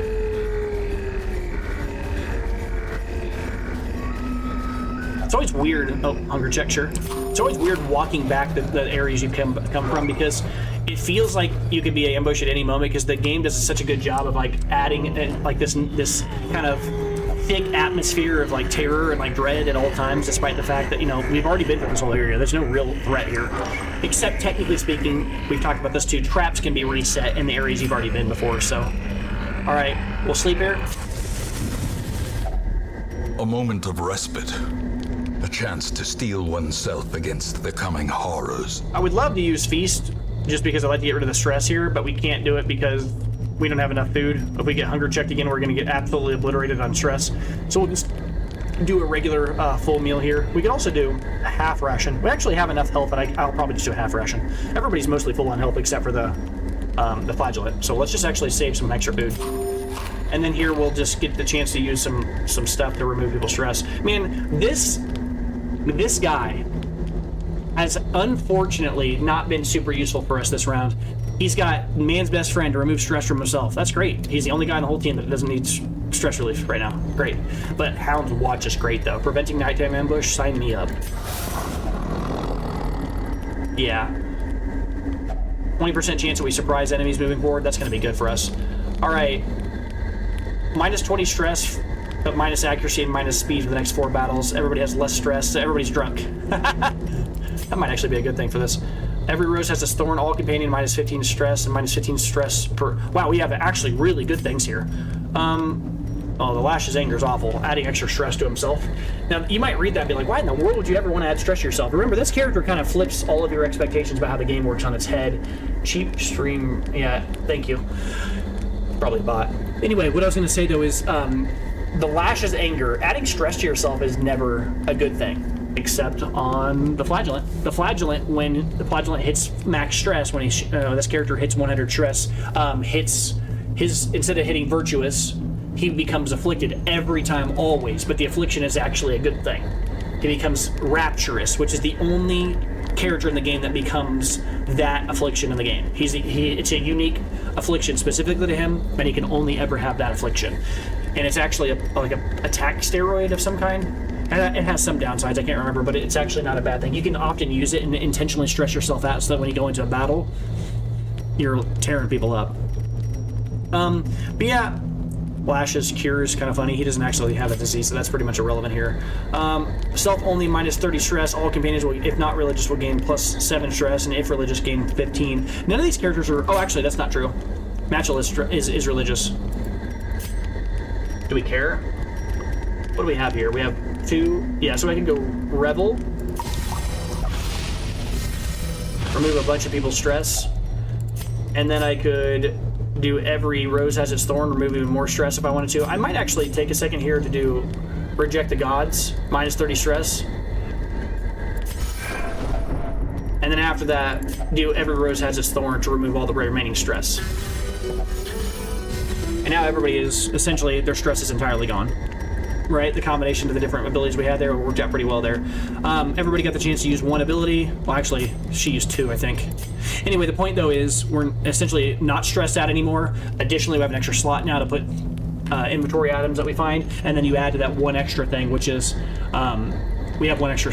Well, actually, I just said that. I was going to say the last thing is moving forward. Now we don't have to worry about like people just getting afflicted at the beginning and it just cascading into essentially a loss. Like that actually happened to us at the Cove a few episodes ago where we just got wiped because we had one person accidentally interact with one curio that I'd never interacted with and use a shovel and break some, like, I guess it was a tombstone. I didn't know it was a tombstone. It was some weird looking circle thing at the Cove. Broke it, immediately got 78 stress or some absurd amount, sent somebody from from like 30 stress to straight to affliction levels, and then it cascaded into 2 people dying after that. That was brutal. Let's rest though. We don't have to get, luckily we will not be attacked in the middle of the night, which is what the dog is doing for us. So we're in a pretty good spot, all things considered. We almost looked like we were about to have at least 1 or 2 people hit affliction levels, and now we're back to normal. Pretty good. The light, the promise of safety.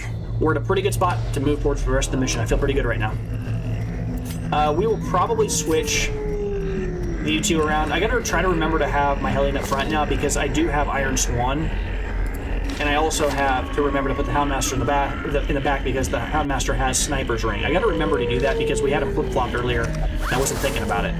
It didn't end up mattering that much, but it is margins we're giving up in damage and accuracy for no reason. Now I'll be using my torches the moment I need The one. match is struck. A blazing star is born. All right, nothing here, nothing here. We'll go to the next one here. I see. So I don't know how to pronounce your name. Is it Renan Is it Renan's TF, or is it like Renan STF? Like, how do you pronounce your name? All right, next one here. Take this torch. Looks like nothing. Pretty quiet hallway. Renan. Okay. Hey, Renan. I appreciate the comments and stuff here. So, how long have you been playing the game? You said you were newer, right? A handsome reward for a task well performed. All right, nice stack of crusts here, which is good. We're gonna have to use these anti-venoms or just toss them because we haven't used them yet once. Gonna use a torch here. I cannot believe how far we've gone in this map so far. I haven't seen a single reason to use a shovel yet. A bit hard to pronounce because it's foreign. So am I saying it correctly? Is it Renan? Renan? Okay. So I guess I could ask you, like, is it spelt more like non, like this, or like Renan? Like, how do I pronounce it? Which of those is it? Am I close? All right, we'll pick up this box here. The crate contains stash heirloom. Sure. Oh, we're out of spots for it. Ugh. No, I'm throwing away a shovel, guys. That's just ridiculous. We haven't used one. Second one will be the closest. Renan. Okay. But Ren is what you say. Okay. But you good. I don't mind. Okay. Yeah. See, my real name is Brendan. And when I was a kid, all of the time, I got people calling me Brandon.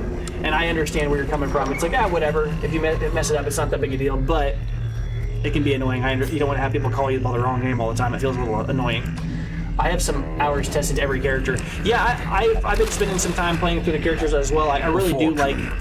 Waiting to be spent. I do like characters who have, like, weird quirks. No. Yeah, that's me too. You're in the same position as me. You're saying here that you've never finished the game. I've never done that either. I put some hours in the game, but I've never done that either. Yeah, finished.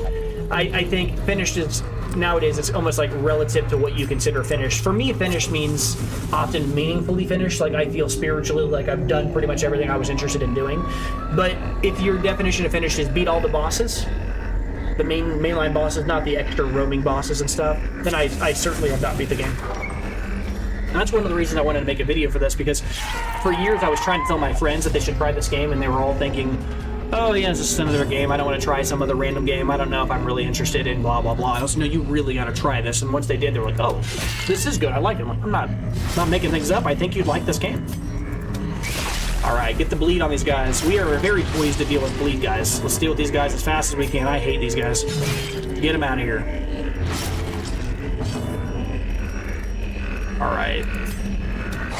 Yeah, take out the 2 mosquitoes. Get them out of here. Get them out of here. Get out of here. I don't want the Crimson Curse, please. I don't know if it's true or not, but I feel like those little mosquito dudes have a much higher chance, need a healer, have a much higher chance of actually giving you the blood or giving you the Crimson Curse. I have no actual data to back that up, but it just feels that way. I feel like the mosquitoes are more likely to give you the Crimson Curse than the little head crab guys. Wow, you get to go first here? That's insane. You're a slow dude. No way, I don't believe that. All right, kill the other guy because he's got another move, and I'd like to take him out if we can get. Why are they so fast this round?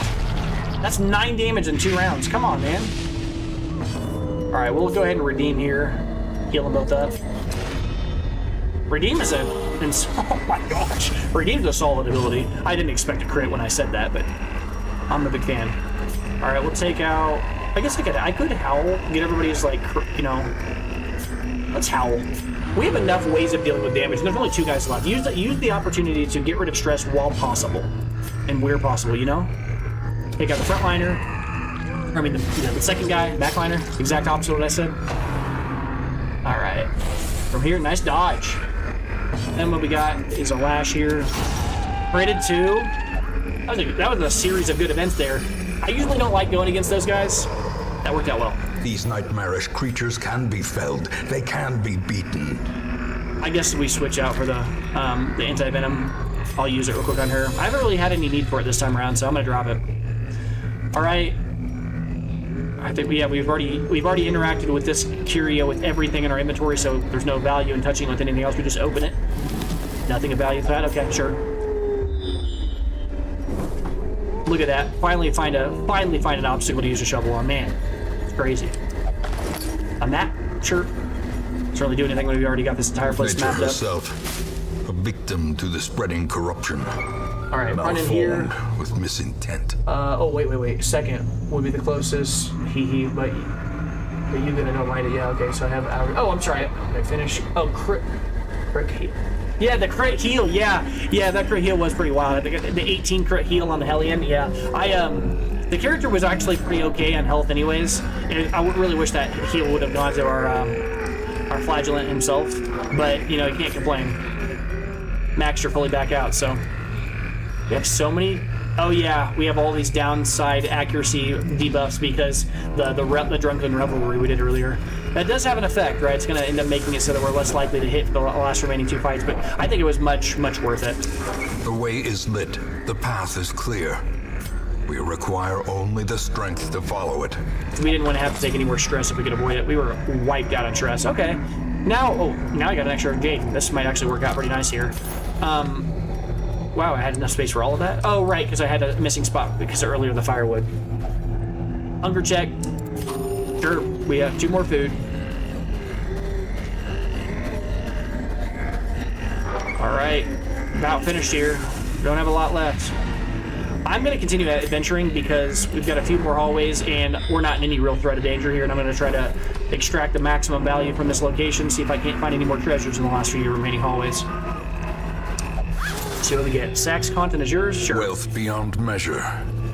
Awarded to the brave and the foolhardy alike. Sure. Remove some stress here. What we got left here? What, 2 more rooms? 1 more room after this? Okay. Got 1 more room here. Maybe we'll get something neat. Box is always good. That's empty. Boo! Right. Okay, invisible trap. Mechanical hazards. Possessed by evil intent. All right, 1 more room. It's gonna be a boring, empty room. Oh, come on. There's a last room that's empty like that. It's anticlimactic. All right, that's all right. We finished this one fine. Every Pretty clear boring. path and charted route reduces the isolation of our troubled estate. That's a pretty anticlimactic ending there. But we are doing what we need to do, which is just grinding out the extra resources we need. 32 crusts is not a joke. That's a decent, solid chunk to get going. Extra 10,000 gold, a random, sometimes useful, uncommon little trinket here. Yeah, feel good about it. See what we rolled for quirks here. We also leveled some people up, which is great. We need some extra strength. Soft, we don't like. We don't hate it, right? We don't like it, but we don't hate it. Remember, I've talked about this quite a bit. I am not a fan of max HP. I think it's kind of mediocre. as a stat, and so to roll a weaker version of it, honestly, doesn't bother me that much. Unquiet Mind will not meditate in town. That's great. We love that. Anytime we get an ability like this that doesn't affect us in the middle of a fight, any abilities that negatively impact our guys outside of combat, I don't care. Let me actually articulate that. There's 3 layers of that. There's in battle quirks, there's out of battle but in the dungeon quirks, like claustrophobia, which triggers when you're walking down the hallway and it adds stress while you're in the hallways, and that's the only time it affects you. And then there's quirks that only affect you when you're back at the hamlet. Those quirks generally I don't care about as much. There's a few outliers, like I don't like antsy, right? Antsy's the one that's like every week that you don't go into the dungeon, your character is like antsy wants to go to the dungeon, they're gonna just take 20 stress. That's absurd. That sucks. But most of the quirks you get from being in town are not a big deal. Deviant Taste is also great, just like Unquiet Mind. 2 quirks that only affect you in the sense that they don't get to use they're only detrimental when you're trying to do something in the city, and that's not a big deal. It just he's not allowed to visit the brothel, but he can visit any of the other 5 stress relief locations. That's not even really that big of a deal. That's fine. I don't care about that at all. Risk and reward. A siren's call to the enterprising stalker. That's ironic. A siren's call. That's somebody we need to go deal with here soon. I don't know if we need another bounty hunter, but taking at least 1 more might be okay. Photomania is fantastic. I'm already interested. Minus 15% damage in the first round is actually a lot easier or a lot better on this class than you might think. When you think of this class, you're like, well, calm. This guy's a damage dealer. Why would I ever want to have him deal less percent damage? You don't. It's bad, but it's more powerful on this character, or it's less bad on this character than you might think, because while this character is most associated with dealing massive amounts of damage to one target, you can pretty easily have him start every round by marking a target, and that does no damage anyway, so you can basically just blink this quirk. Or you could do something like throw out, a hook to pull somebody. Not uppercut. Come hither. You can also use something like caltrops. These are abilities that deal almost no damage anyways. This deals minus 95% base damage. So he does almost no damage with it anyways. Come hither does almost no damage. Sure, who cares? Love interest. In town will only visit the brothel. This is like the reverse of the Deviant Taste from earlier. This is a little bit more annoying because he can only go to one specific place for de-stressing, which is actually meaningfully affects it. A little bit more annoying, but not the worst. Wheeled Explorer is actually pretty solid too, because, Wheeled Explorer's whatever on him. I was thinking it was because he dealt bleed damage. For some odd reason, I always think this character deals bleed damage. He does with like caltrops, but he's not really a bleed damage character. In fact, he's more like a stunner. Huge damage stunner. Caltrops is a weird ability on this character. I mean, it definitely has value, right? You can throw it on bosses. If an enemy has 150 health and you throw this out there, this can make all of the other characters really deal a lot of damage to that character. He's essentially the guy that you bring in order to bring down a giant enemy. There is some value there. I am interested in this character. I'll probably take him based entirely off of Photomania. I am that in love with Photomania. Minus 20% stress whenever the torch is where it's almost always at, above 75% is pretty good. Plus 15 dodge when your HP is below 25. That's terrible. Why would I ever do that? You're basically telling me that I need to... I understand that some people might read that and think, well, but when your character's really low on health, wouldn't you want to be hit less? Yes, but I also would prefer my quirk to not be useless 75% of the time. I'm just not that big of a fan. Wheel Tactician's fine. Same exact thing we were talking about before. I mean, this one's slightly better because it's not about scouting. It's about just outright killing something. Aesthetic, less healing received. Not a big fan of that. I'm not a fan of this character. I don't think he has good rolls and quirks, and we're at the stage now where we can pick people based entirely off that credential. So I'll probably drop one of the characters I have and take this other bounty hunter based entirely off of Photomania and maybe just lock that right away. I just got to figure out who I'm going to drop, if I'm going to drop somebody. Unholy Hater, Unerring, Faithless, Nervous. Maybe it's this guy. Well, not Prey or Flagellate is also good, though. Nervous is... I don't like Nervous. Unholy Hater is essentially irrelevant in this character. This character's not, really good at one location. Right, he's a human killer, right? A boss killer. Those are the 2 things he excels at. He's not really super focused on specific locations. Whereas if you have somebody like the Crusader who really loves dealing with Unholy, or like the Occultist who loves being in the Weald because there's so many Eldritch people there. giving him an ability like this doesn't really make super, like, you know, too much sense. I mean, it can be sometimes accidentally valuable because you maybe bring him with you to go beat a boss. You're like, oh, look, extra damage this fight. I can bring him. It can make a damage. It can matter early game, but it's not something I'm intentionally picking a character up for. So I can definitely see dropping him. And the reason I'm thinking about dropping him, it might seem like I arbitrarily just chose this guy to drop. No, he's also a bounty hunter. I'm getting rid of a 1-for-1, right? So trade for trade. So I'm getting rid of this guy and picking up a different one. The task ahead is terrible, and weakness cannot be tolerated. He didn't do anything wrong. There's another guy that actually has better base stats than he does, and he's the exact same class. All right, now looking in here, Night Owl is bad and Infirm is bad. I don't like either of these. Less healing on a character who has 2 built-in heals, right? When he transforms, he heals himself, and he also has Absolution, which heals. Infirm, less healing, bad. Night Owl, +2 speed whenever a torch is below something. So let me get this straight. I want to lower the torch in order to gain a benefit when lowering the torch actually makes the battle harder. Now, don't get me wrong, I'm not fully, like, oblivious to the whole concept of lower light level means higher rewards in terms of, like, you know, treasures, but I don't care. It's not usually worth it to lower the torch level if you can avoid it. You just take so much crit. Oh my gosh, Hot to Trot's incredible, especially on this class. This class deals a lot of damage fast. Imagine round 1. You're against a boss. You have her in the front line. She has Hot to Trot. You have your, let's say, like Doctor, use invigorating vapors on her or something like that. She gets to go first before this class, which is feasible. And then this character gets to use Hot to Trot, extra 25% damage, and uses Iron Swan, and just starts the fight off for 40 damage on a character that has 110 health. It's just insane. That's a crazy amount. In Town will never drink. This character's great. Great. Easy pick. If I have the space for it, I'll take her in a second. Alright, Lazy Eye, less damage from -5 accuracy range skills. I love these kind of quirks because they look terrible. Generally, accuracy loss is awful. But this character's abilities are all melee.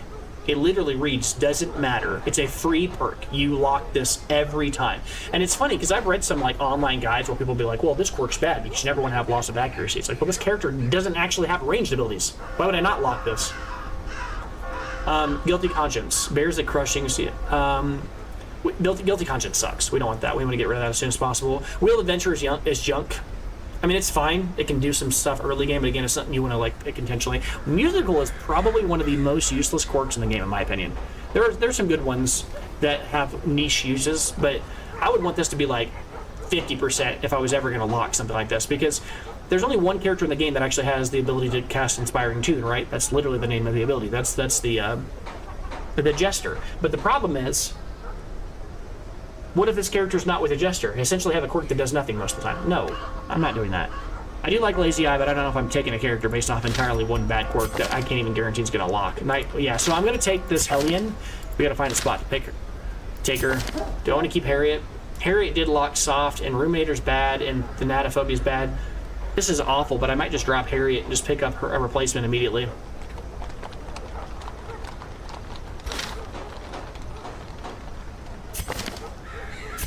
I don't know. The marginal, we're talking about at the margins here, making a choice based off the margins here. Did I actually pick up either of those? Yeah, I did pick up the one, I almost said Man at Arms. Bounty Hunter, did pick him up. Let's look out here and see what's available. Well, we do have another boss available here soon that we need to go and do. Mercurial Salve. I think what we're going to be focusing on doing for the next 2 or 3 rounds is just trying to gather some levels and some experience and just getting all of our guys, a lot of our guys up to level 2 so that we can have our pick of whichever boss we want to go and take down. Because now we're at a stage where like we can take out any 30 of these bosses, but I'm going to be honest, I'm not going to go beat a boss right now because I don't like any of these items. Well, that's not strictly speaking true. We already have the Sacred Scroll. I do like this item despite the fact that it's apparently not a very popular one online.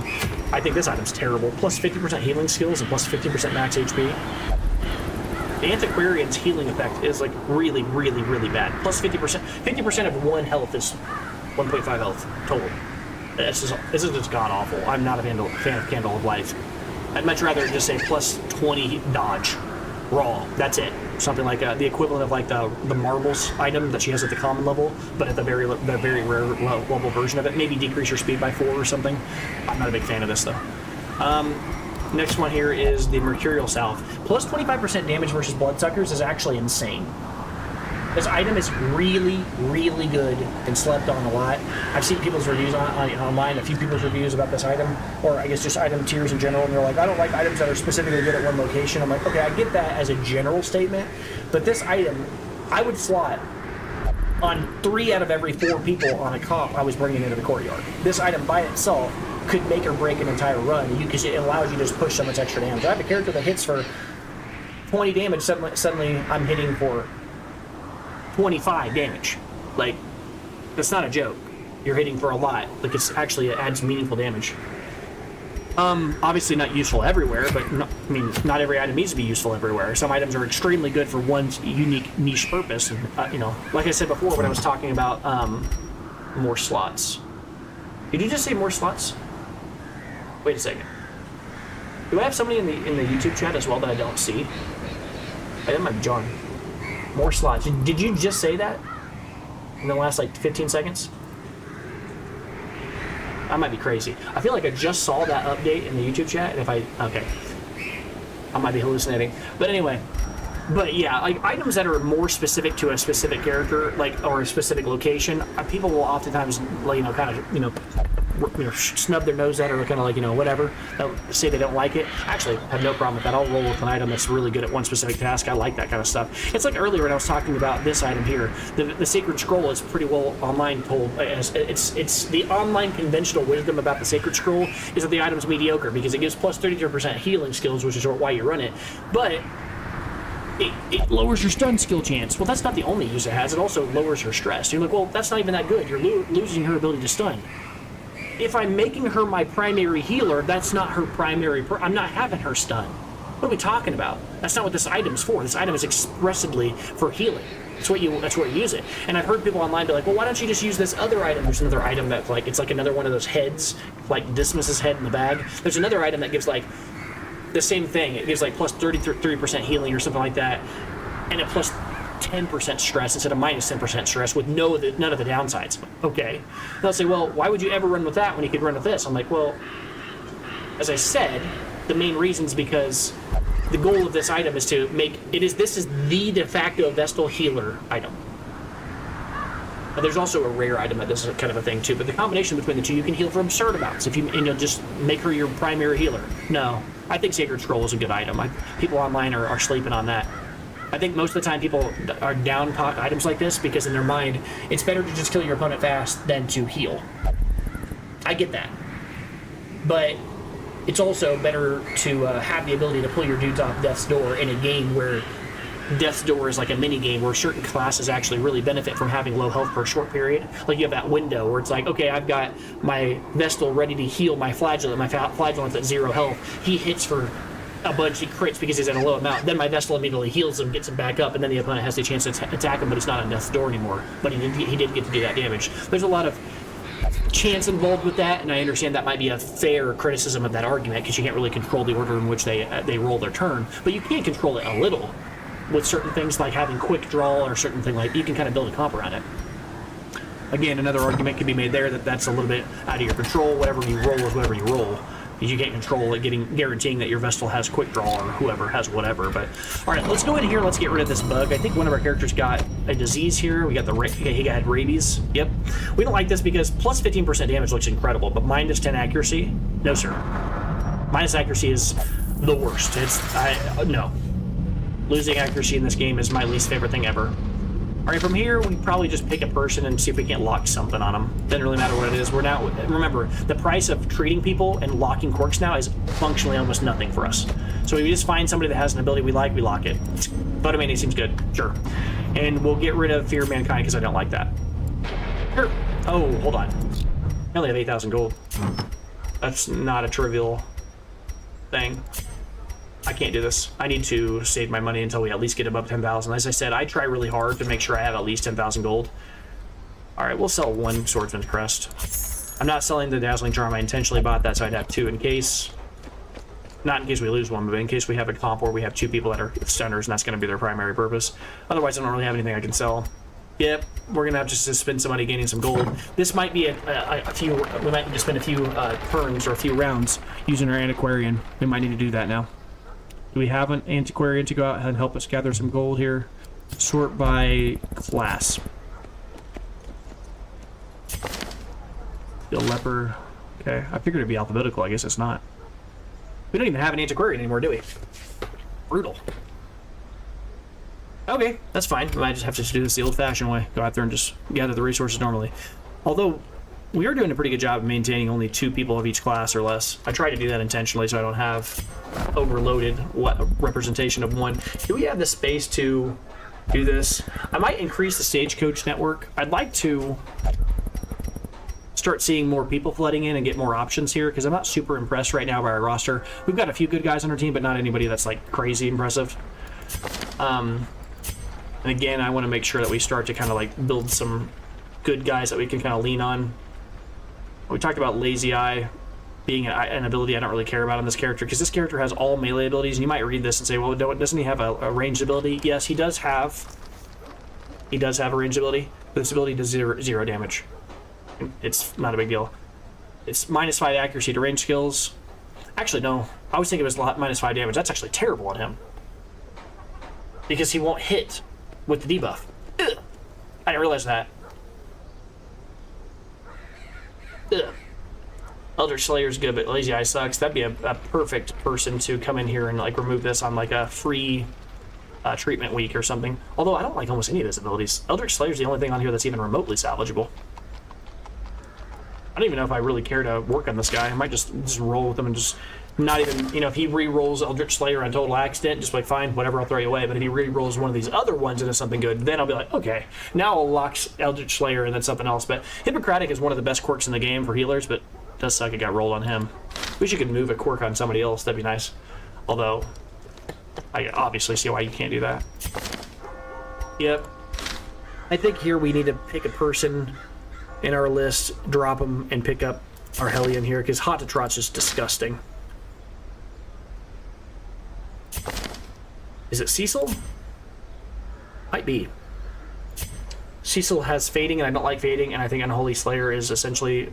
It's a good ability, but it's a C-tier quirk at best. And I don't want to drop a higher level guy right now. Send this one to journey elsewhere, for we have need of sterner stock. Yeah, see, we're actually doing pretty good now. Our two Hellions actually have a good starting quirk between Photomania. Oh, wait a second, we already had 2 Hellions here. Although this Hellion, well, she's level 1. That's Thanatophobia, it's bad. This is the one we just brought with us, Harriet. Ruminator's, Soft is, Thanatophobia is, Runes Adventure is not good. I'm gonna drop her too. I hate just dropping It is done. people, but Turn yourself now to the condition of those poor devils who remain. they'll bring Restalt. Restalt's a cool name. And then after that, we'll just go do a mission. I'm not going to worry about de-stressing or locking quirks right now, because we don't really have the means to do that. I think right now we're really locked in on the track of trying to gather more resources, because our goal is to eventually gather enough portraits to be able to buy the bank. Then we can kind of like have a little bit of stress relief on gaining funds. We don't have to worry so much about getting money. Let's get out there and do one more mission here. Do something here. This is the weird item. I literally never use Sculptor's Tools, but I know what it's for because I was so curious. This is Sculptor's Tools, very rare, plus 40% damage against stonework. What in the world? I learned what that is. There are some higher tier enemies. I think there's like gargoyles later in the game. I've never seen it before. But I was so curious, just like, what in the hell is a stonework? I've never seen an enemy in this game that has that. I was like, what is that? So I think there actually is an enemy that's a stone, like a actual gargoyle in the game. All right, deeds. Again, I'm not really big on the diseased herb. We can't do that. We already talked about that one. The Book of Relaxation's boring but solid. How about the Bloodthirst Ring? Minus 100% food consumed, plus extra food. Or I meant to say extra. That's basically the same thing. Plus 10% max HP. Plus or minus 25% healing. Okay, that's weird. I'm good. Oh, look, a Dazzling Germ. The only item here that I'm even remotely interested in here is the Book of Relaxation. Minus stress, extra accuracy, less dodge. Sure. I could dig that. I could definitely dig picking this item up. I mean, it's not an incredible item, but it's fine. So here, I guess we just pick a few more dudes and get out there and go again. I might just bring Sinless again. Bring Matchel. Just... Oh, right, that's right. You can't... Another unique situation we have not seen yet. Most characters in the game, you can bring 2 of them. But not the Flagellant. The Flagellant will not allow you to bring 2 copies of him because he says, whenever you try to bring a second one, he says, the burden of suffering cannot be shared. He must deal with the suffering on his own. It's kind of interesting. Alright, here I could bring... I'll just bring Sinless again. Sinless is level 1. We can get him to level 2. He's also got abilities I actually like with Eldritch Slayer. Dud Hitter I'm not a fan of, but I'd like to get rid of that if I get a chance. But Natural, we brought him before, but Natural Eye, as I said, plus accuracy on range skills is literally irrelevant on him. Fragile is not great because he's a tank. Slow reflexes is bad on everybody. So he doesn't really have quirks we like, so we want to get rid of him at some point. So if I could choose between leveling Sinless and leveling Matchel and I just have the straight choice of picking between the 2, I'm going to pick the one I can. Although, I just realized we might end up having to fight the thing from the stars, so we haven't done that yet. Maybe I bring somebody that can help with that. Like I think I'm actually going to bring her. I think I'm actually going to bring a Grave Robber with us because I want to be able to deal with penetration, because the thing from the stars, I think, has armor and is like 2nd form or something. It's been a while.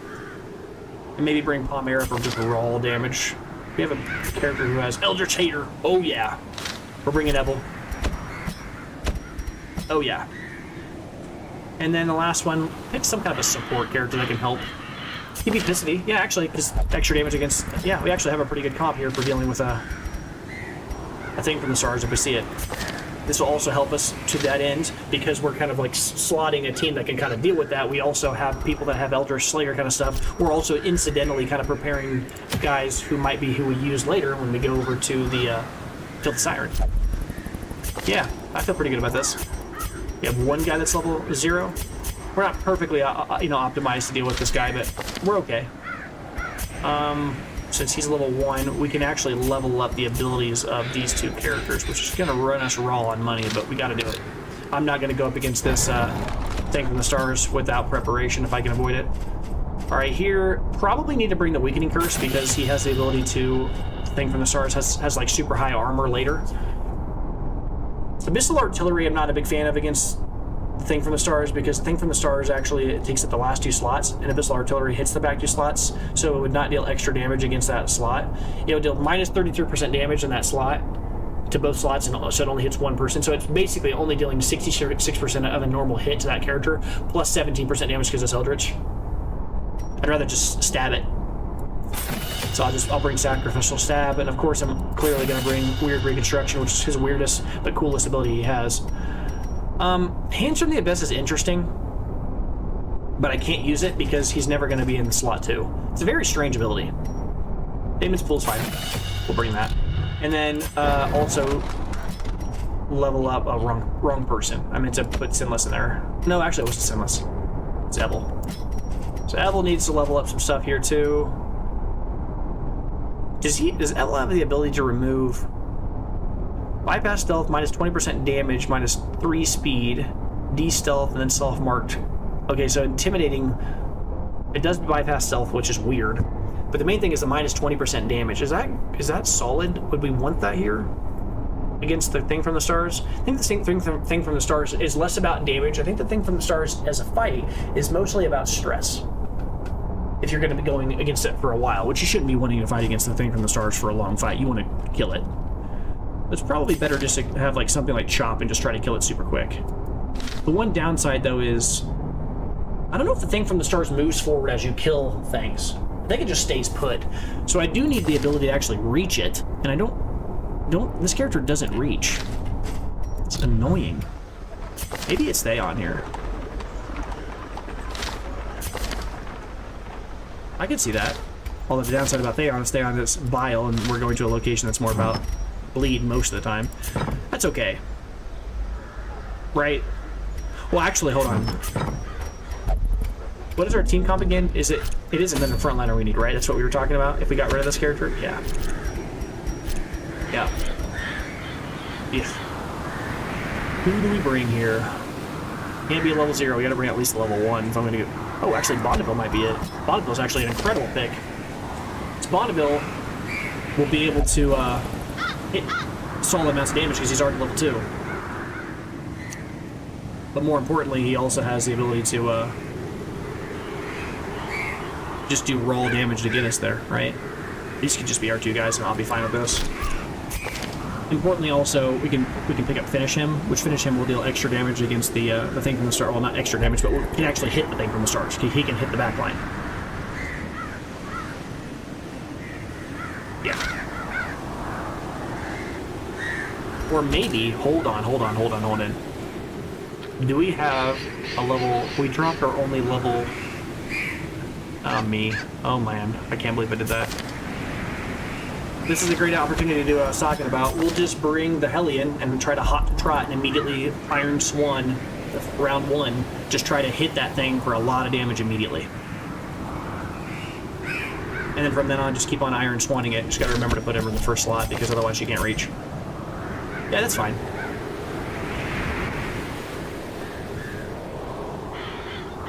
Yeah, this is fine. Anything else I want to do here? I see from here, left, like what's left here, I see that Flashing Daggers is obviously probably good here, because Bleed Resist is, I mean, Bleed is the main thing that you want to deal with this location, plus we also have Pick to the Face, which will help us dealing with extra damage to the super tanky guys. I think our comp's actually pretty well positioned here against these guys. The Thing from the Stars plus the normal denizens, as it were, of the Wheel. I think we're pretty okay. Just to make sure that we've got everybody leveled up to the max that we can before we go there. There's no reason to go in there without the total package, I guess, as it were. I guess I'll... Extra damage against Eldritch. I could do this. I could do, like, extra damage against Eldritch here. Does his Sacrificial Stab only work in slots 3 and forward? That's annoying.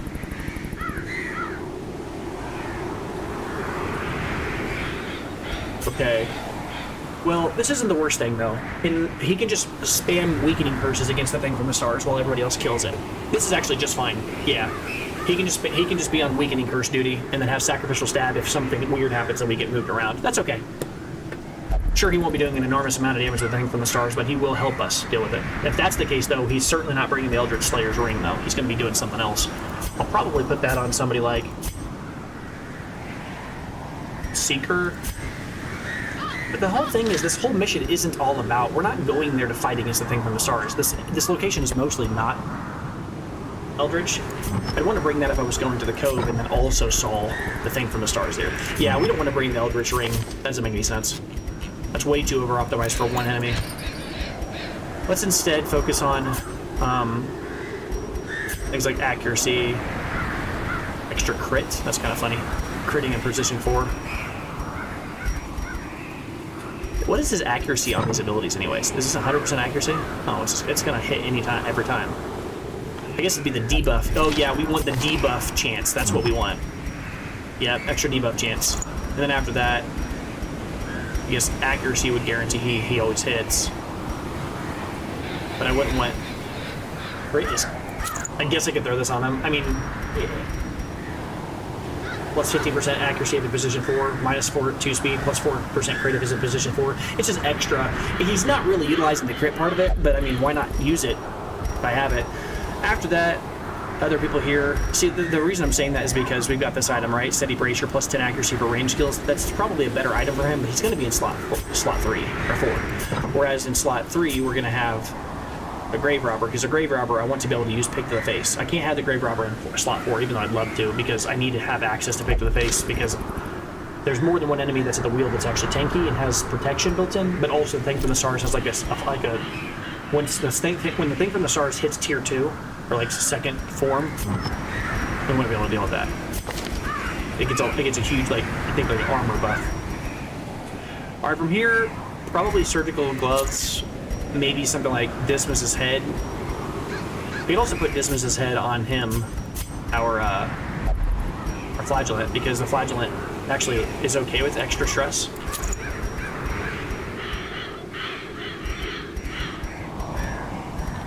And then after that, probably give him some kind of like just raw damage boost. Sure. And then give her extra accuracy, extra crit. That sounds good. Oh yeah, that sounds really good on her.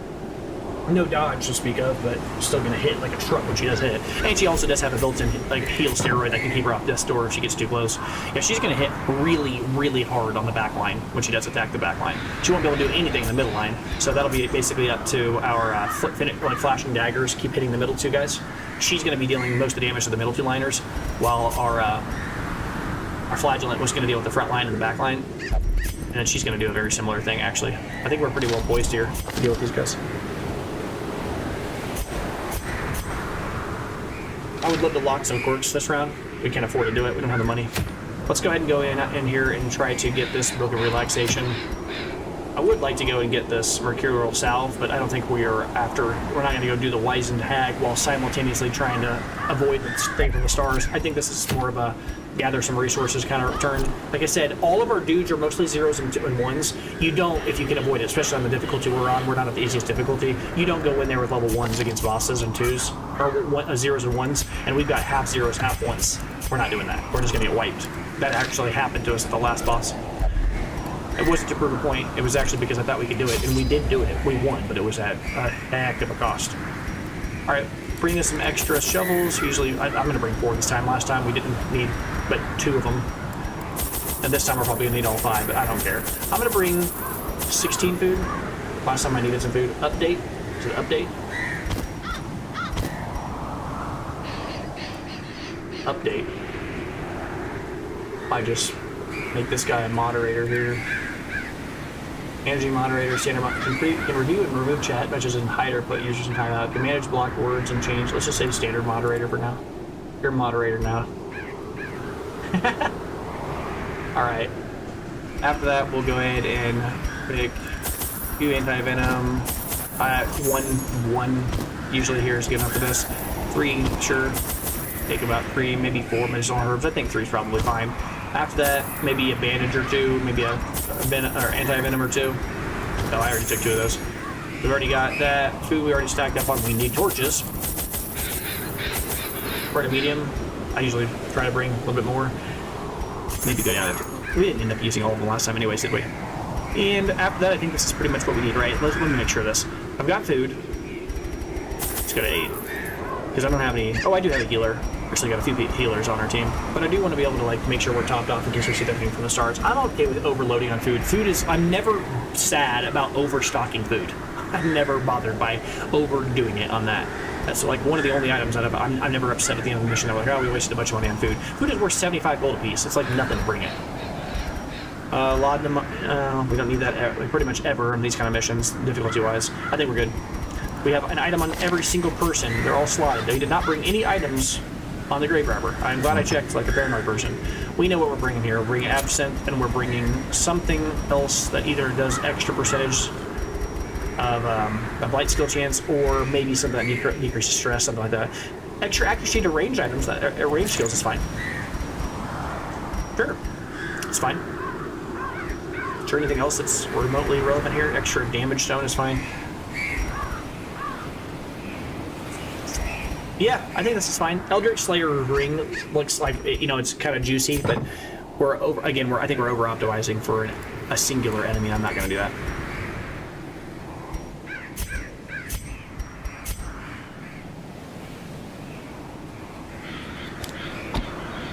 Clear marked target, transfer bleed, transfer blight to self, mark the target, minus 25% stress, plus 7% death blow resist. Sure, I'll use suffer. I don't really see ourselves using endure too much, so.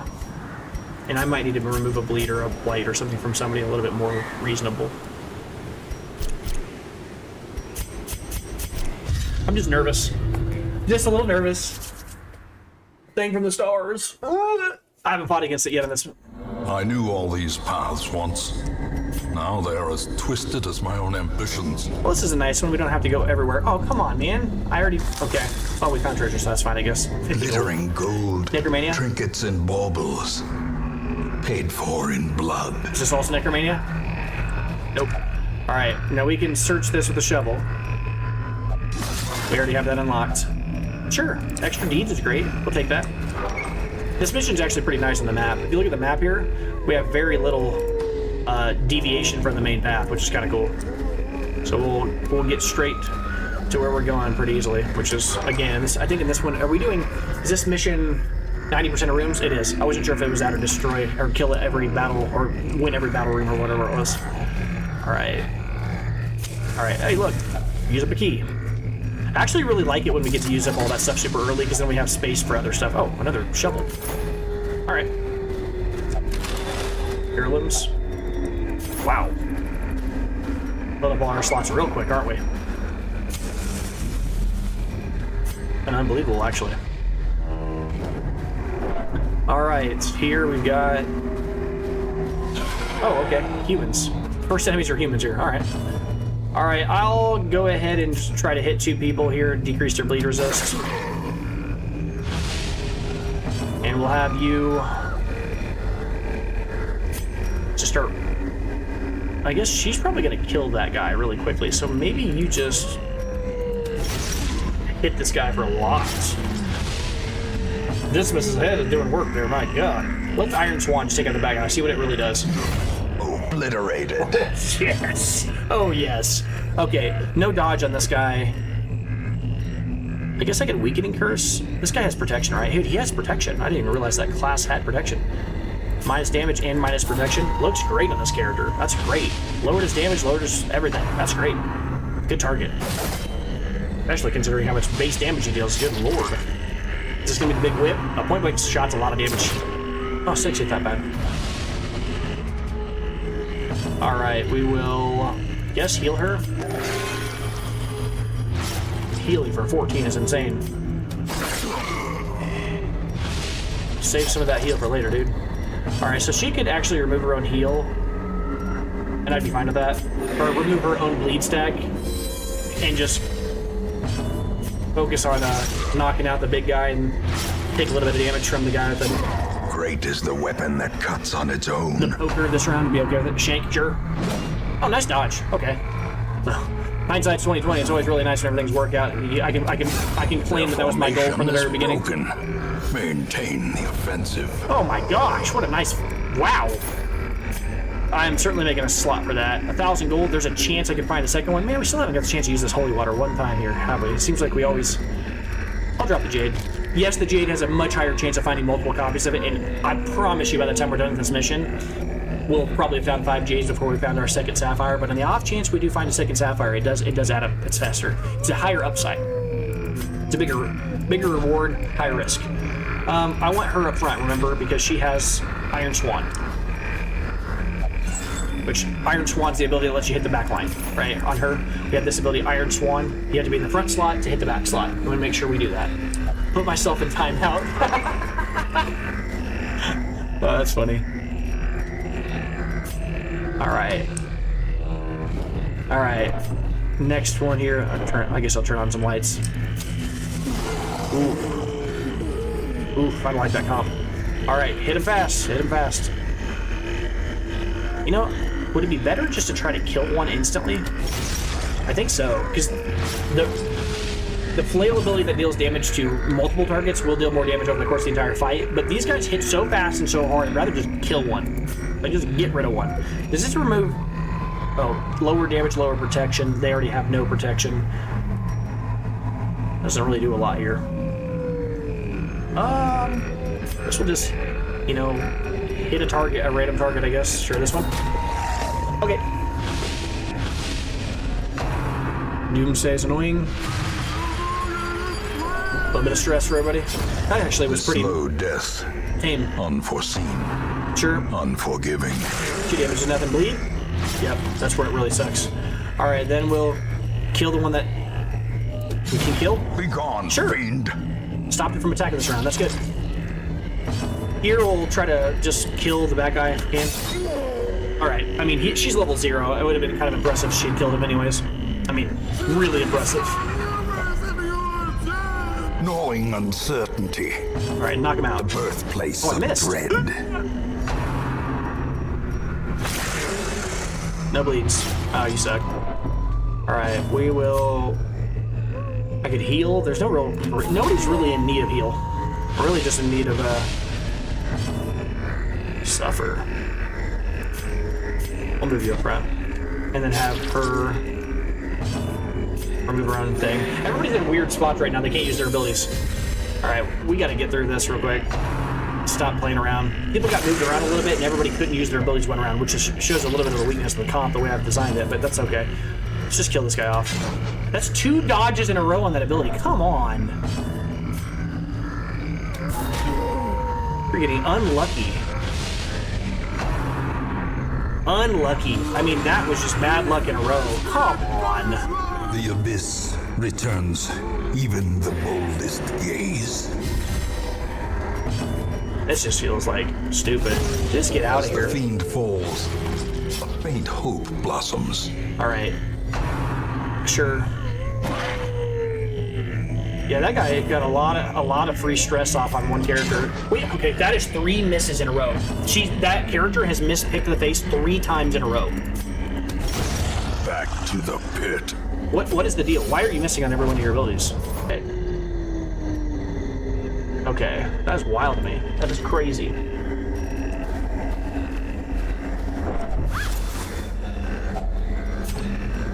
Sure. I guess I'll have to drop something. We'll drop this, I guess. Alright. From here, we will head on back. I'm gonna have to get rid of some of my stress here in a second. That's crazy to me that this guy's getting wiped on stress because of that one thing that happened, which was a few of our guys got transposed, and then after that the yelling guy that applies horror to you, he gets to scream 3 times. A victim to the spreading corruption. Malformed with misintent. I think this was the one that actually works with the holy water, which of course we just throw away, which is exactly how you'd expect that to work. Okay, that did nothing. I guess we'll use an anti-venom. Okay. Medicinal herbs, I'm just gonna try them all. Nope. I'm not using the key on it. I know that doesn't work on it. Shovel's not gonna do anything either here. Troubling effigy? Nah, it's not gonna do anything there. Let's just interact with it directly. Give him light? Sure, whatever. I guess I can always just use the anti-venom immediately.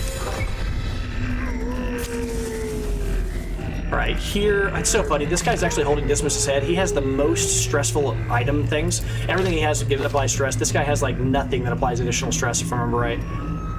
And he's got all the stress in the world right now, and he started off at 0. Just goes to show like how sometimes, a character gets targeted by total chance and then just you can't do anything about it. Oh man. Ancient traps lie in wait.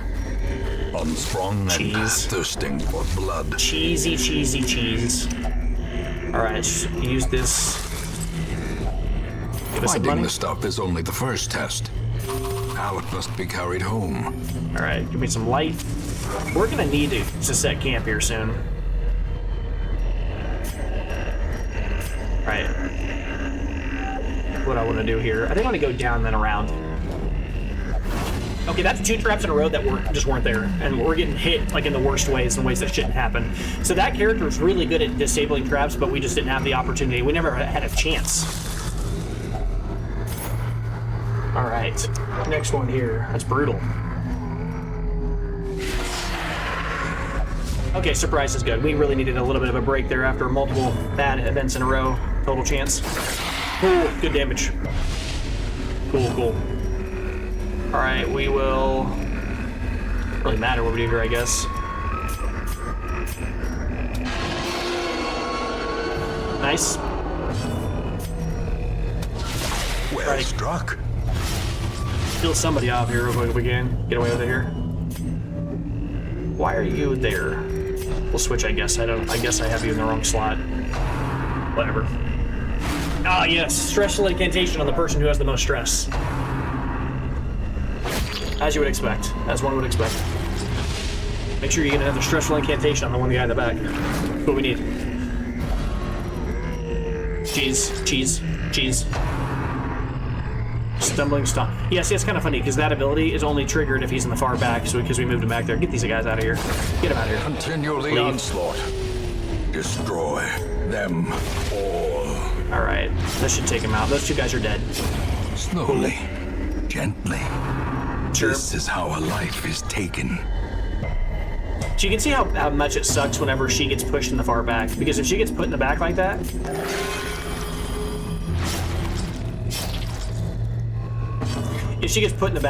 we get in a situation where she has to essentially spend her entire turn moving up or doing something inefficient like healing herself or something like we just saw.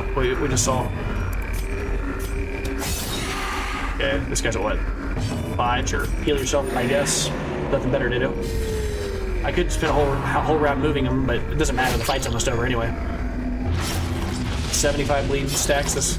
We very rarely even see bleed stacks in most fights, most games, most matches, and 3 of our dudes are bleeding. Quarter. Alright. A trifling victory. Alright. But a victory nonetheless. Alright, I'm going to sleep here. Unless this next room doesn't have it. Yeah, we'll go one more then. Since we actually know there's nothing in there, we'll go one more room. Actually, we'll go a few more rooms. I try to not waste my torches where possible, and we actually can go a few more rooms without using any more torches. That'll be great, because the next few rooms are dark hallways. Alright, here. Do a few things here. We got some stress until camp. I don't care about that, because we're going to camp here soon anyway. Really? I might just use some food. 2, 3, 4... 5, 6, take this, and then we will just move on to the next room here. It's actually turning out okay circumstantially. Like, it looks like we were in a really bad spot because everybody's stressed out, but we actually don't have any enemies in the next few hallways, which means we can actually cheese a little bit, push a little further than we would normally do. Get in the front so that we can actually go a little bit more without having to take camp, and we can save a little bit of our torches if possible. This room has nothing either. So move all the way through here. Random hunger check. Those are always brutal. The darkness holds much Now worse we have no than enemies in here. Now we can sleep. And boogeymen. Sure, and we will sleep here.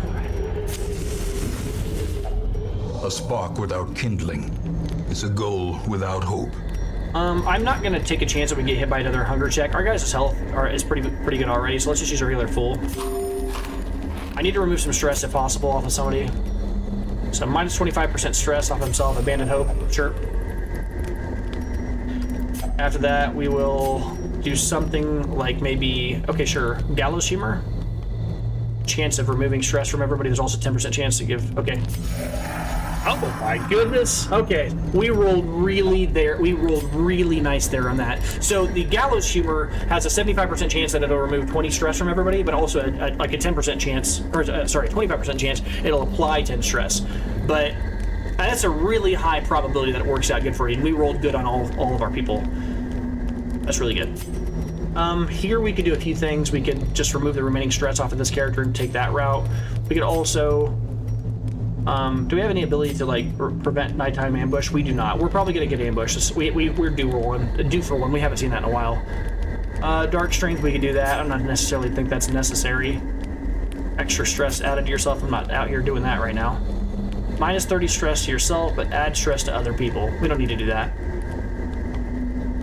Let's just remove stress from him. And then after that, maybe heal somebody up here. And then from here, self-only extra crit? Sure, we'll do that.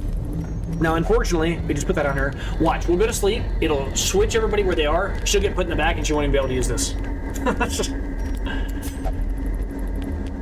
Sometimes you get hit by that kind of unluck.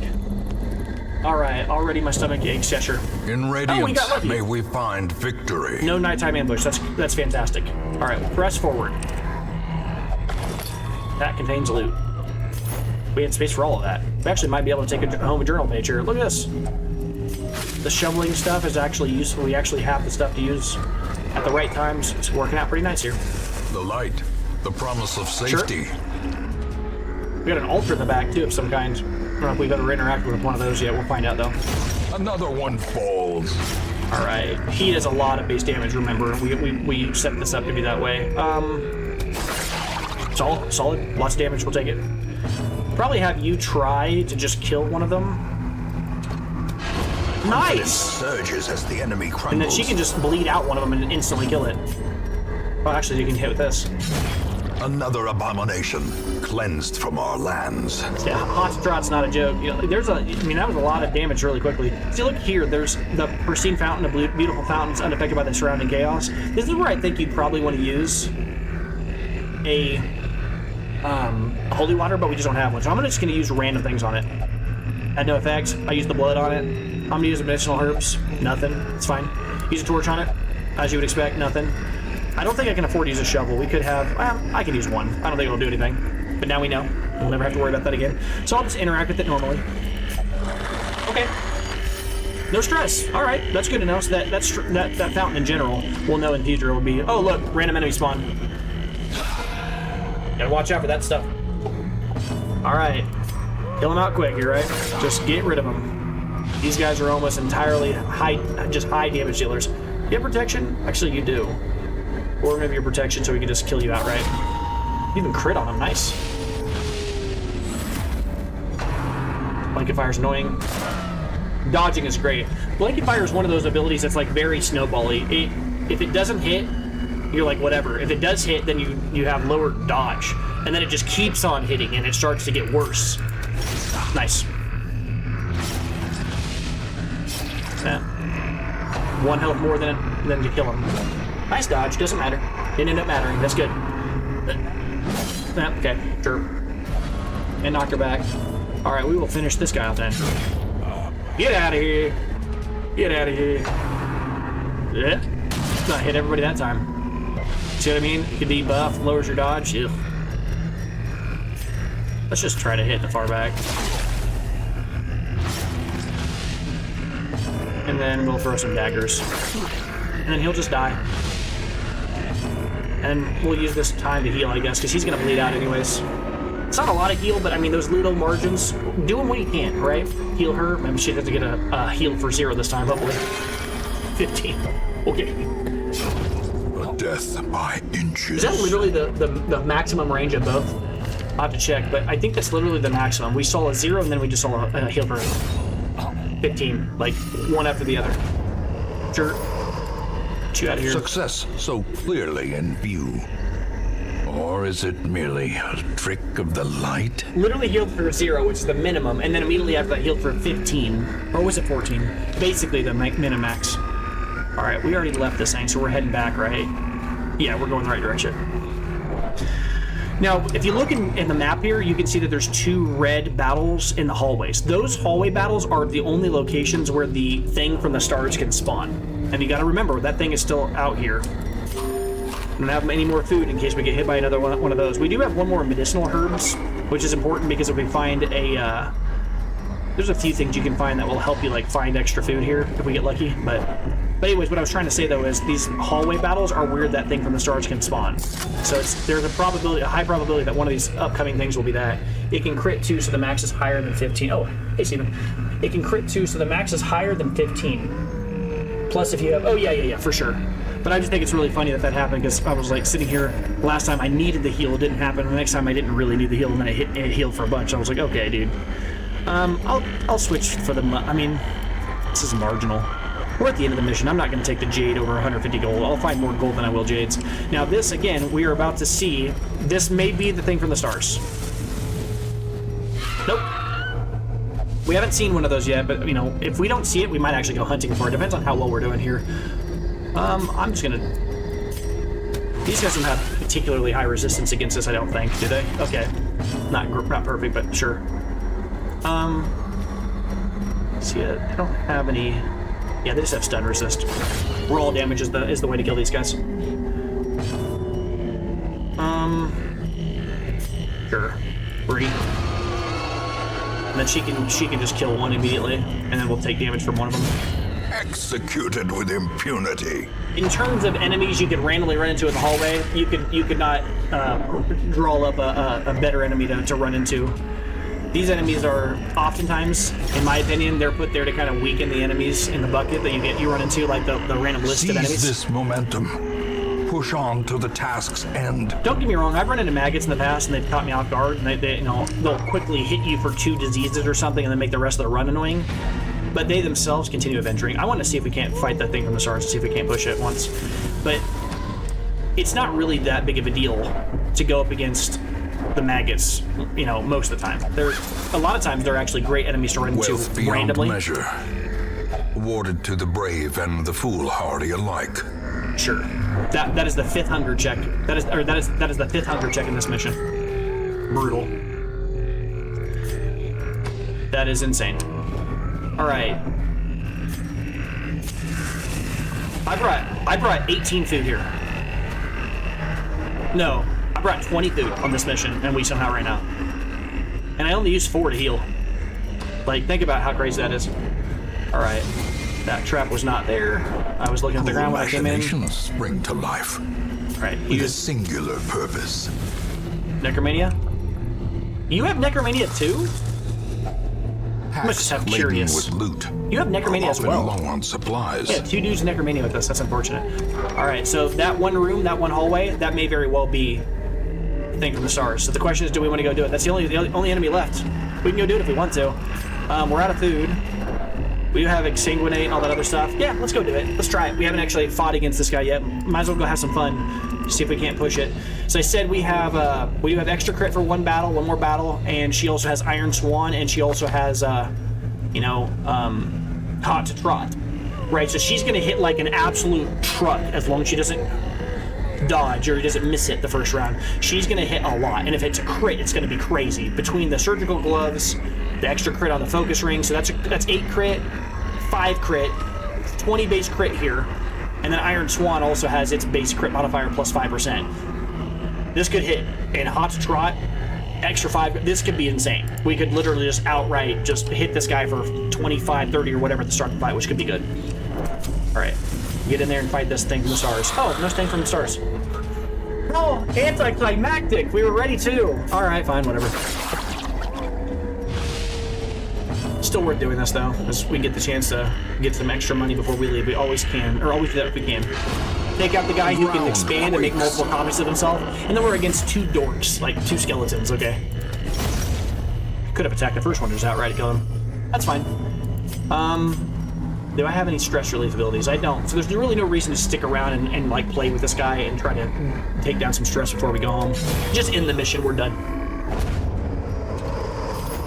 It's a This expedition at least promises success. very anticlimactic mission. Double Edge Pendant, plus 15% max HP, and plus 20% stun resist. In my mind, this item is like weirdly statted. It's like 2 different classes want this. It's a Hellion only item, right? Plus 15% max HP. What? That's not what I think about when I think of the Hellion. I think of the Hellion as a huge DPS frontliner. Kind of similar to like what you'd think of when you think of the shield breaker. Although technically speaking, I guess she's not super tanky. But the minus 20 stun resist, this character doesn't have like a riposte ability or anything like that. I think this item is very poorly statted for what she's supposed to do for your team. Not a fan. Every cleared path and charted route reduces the isolation of our troubled estate. Not a lot to say about that mission. It's just a quick mission. Diurnal, whatever. We're just leveling, guys. Honestly, that's just a regular mission, not a heck of a lot to... They arrive with the east wind, a torrent of whirling doom. This is what we needed. We lost our shield breakers before. Ironically, these are actually the 2 colors we lost last time, too, because we had Scorpion and Sub-Zero before, too. Actually, this is purple, not blue. It's just the light's a little off for me. Balanced is funny. Move resist on a character who constantly moves is kind of whatever. Slow draw, slower in the first round is bad. Torn Rotator is bad. Clotter is good, but the rest of these abilities are awful. Torn Rotator is terrible on a character that's almost entirely melee based. I mean, she has range on Impale, but it's mostly... You're most of the time using her for those abilities. I mean, I guess she has some mixed abilities, but Clotter's really good. I mean, Clotter is, in my estimation, kind of one of the upper A+ tier instant locks. I would lock this on every character in the game. I like it better than I like the anti-blight one, because I think bleed is more common, just in my experience. Just, I don't have any math on that, but I just feel that way. Next one here, we got balance, as I said before. Move resist is weird on a character whose entire kit is built around moving. She doesn't care if she gets moved. I don't really care that most characters, let alone on a character whose entire kit is built around moving nonstop. Move, back, forward, back. I don't need that. Torn Rotator's terrible. I like, that makes this ability just less likely to crit. 5% less damage to melee skills. I think this is actually better. I'd much rather have minus 5% damage than minus 5% crit, though. Those seem like they're kind of similar. No, they're not even on the same planet. I would much rather have less raw damage than less crit. Adder's Kiss. Well, yeah, I think her kit with the slow draw is just so bad. There's like, I think one class in the game I'd be okay with getting slow draw on the whole game. The whole game, that's the Vestal. Intentionally having a character always go last so that you can get the heal off after you take the initial onslaught, that makes sense. Otherwise, slow draw is god awful. We are not taking this character at all. See the next person gets. Manslayer's fine. Bomb's bad. Ugh. If I was gonna bring Gombolt is a funny name. What's his character's name? Medley. Gombolt. If I was gonna take Gombolt, which I am gonna take Gombolt because I want to have at least one shield breaker. I definitely am gonna get rid of Calm. Calm is awful. It's not awful in every class. Like I said before, Calm on a Vestal, Calm on the Occultist, Calm on even the Man-at-Arms, because he can spend the whole first round yelling out commands and giving auras and things like that. Calm's not that big of a deal on support classes, not on a character whose entire kit is around killing something super quick. My opening move on a shield breaker in almost every single mission that I have her with me is to stab the thing in front of you as fast as possible. That's usually what I do with her, so not a fan. Okay, Arbalest. We haven't seen an Arbalest yet, technically. We have seen an Arbalest because we had a Musketeer, same class, just different skin. Literally the same class. And again, if you don't know that, there's a chance that somebody watching this doesn't know that. The Arbalest is literally the same thing as the Musketeer. The same exact abilities. The same. Look at the abilities and look at what they look like. The icons are the same on the Arbalest. Right? There's only a slight difference on a few of them, like aim shot instead. The abilities do the same thing though, down to the number. It's because when the game was released, the Musketeer was like the early supporter pack or whatever. Like you get this character instead of the Arbalest, and then at the game, if you got it after it released, then you get the Arbalest instead of that. All right, Mankind Hater is pretty okay. Dark Temptation's terrible, Bloodthirsty's terrible. I don't like either of those. I'm not taking this character. Those abilities suck. Mankind Hater's fine, but it's no. Natural's hilarious. The Yips is awful. We've talked about that. Whale Toad, no. This is like a week 1 character that you'd pick. Natural's very, very, very good. If you can get Natural on a character in the first week or first 2 weeks, it's crazy. Meditator, Claustrophobia, Fast Healer. These are all terrible. Look, we got Noob Saibot too. We got all the ninjas here. Mortal Kombat fans unite. Yeah, I'm not too impressed. It would have been nice to get at least one good roll in one of these things, man. What was the bad abilities? Yeah, Claustrophobia. Extra healing from camping abilities, I think is just absolutely useless. Improve stress reduction while meditating. Yep, not a huge thing. I don't like camp skills. Like, I like camp skills. I don't like camping skill quirks. They need to be much more powerful for them to be useful. Because essentially what you're doing is you're saying this quirk is useless unless you're on missions that are medium or long missions. And even then, you kind of like who wants to build their entire comp around utilizing quirks that are only for camping? That just seems terrible. I don't know. Not a fan. All right. Did we see the abominations? Okay, yeah, the recruits we got this week are pretty mediocre. But this is one of the reasons I'm talking about maybe increasing the size of the stagecoach. We kind of want to do that at some point. The hero barracks, I would like to increase the size of that too, but I mean, what's the point of increasing the size of the hero barracks when the people I'm looking to recruit aren't even good enough? What can we do over here? Yeah, this is where we should probably be going. Come over here and start leveling up our actual weaponsmithing and stuff. This is where I kind of want to be. In the end, every plan relies upon a strong arm and tempered steel. Yes, it does.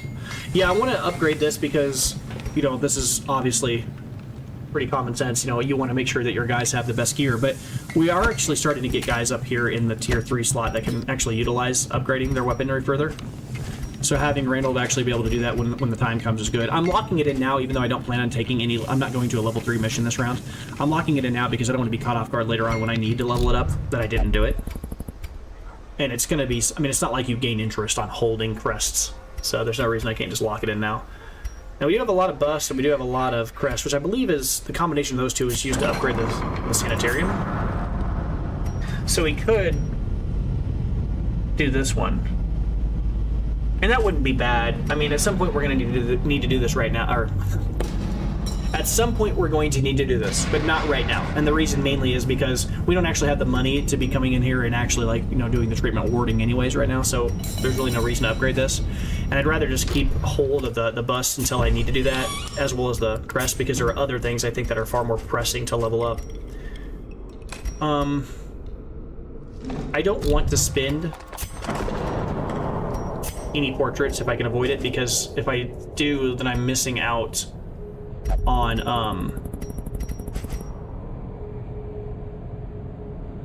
I'm missing out of the bank. I need 50 portraits to get to the bank, and I'd like to kind of work towards that if I could at all. All right, here I think what I'll probably do is just put a few points into like the transept. A man in a robe, claiming communion with the divine. Madness. And then give, you know, us a second option that doesn't, like, you know, require us to... A little hope, however desperate, is never without worth. The point of what I'm doing right now is I'm trying to make it so that we have, like, a solid first 2 tiers, that this guy doesn't come in here and troll us and stop us from actually, you know, doing our thing. Yeah, I mean, realistically, it's also a good idea to do that over here at the tavern, but that would require me to start spending portraits. I'm trying to avoid that. And we just have an enormous amount of busts. I bet a lot of busts. So I'm okay right now spending this extra amount of busts to upgrade the transept. Now the question is, do I want to upgrade the cloister one more time and spend a lot of busts and a lot of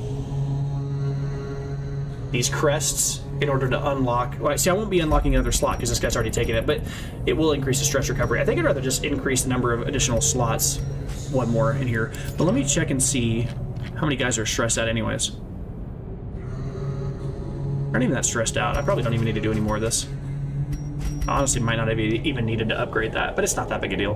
We'll go ahead and put these 2 in here. He'll only go to the cloister. That's another reason to do this kind of stuff. We'll have him relax a bit and then get Glanville in here to do that same thing real quick. And then after that, we'll go out and probably just do another mission here in a few. Alright, so... I'll make yours rest for a second here. Let's look at what's available item-wise for things we can kind of go and get. Musketeer's hat. Okay, bullseye hat. That's a pretty solid item. Plus accuracy, plus crit, -4 dodge. Great, solid item for a musketeer. Delayed curse craving is a weird item. I don't like this item because I don't know how long it delays it. I don't know. I'm not a huge fan of items like this. If I can't, you know, understand what it does exactly, I don't like it. I told you before, I think the Carapace Idol is possibly the worst item in the game. Literally, like, super buffs one of the things about a class that is intentionally not trying to do that thing. Why would I want to, like, increase the protection on a character whose entire thing is not getting hit in the first place? Weird item. Wounding helmet, pretty good. Might be where we go. I like that item a lot.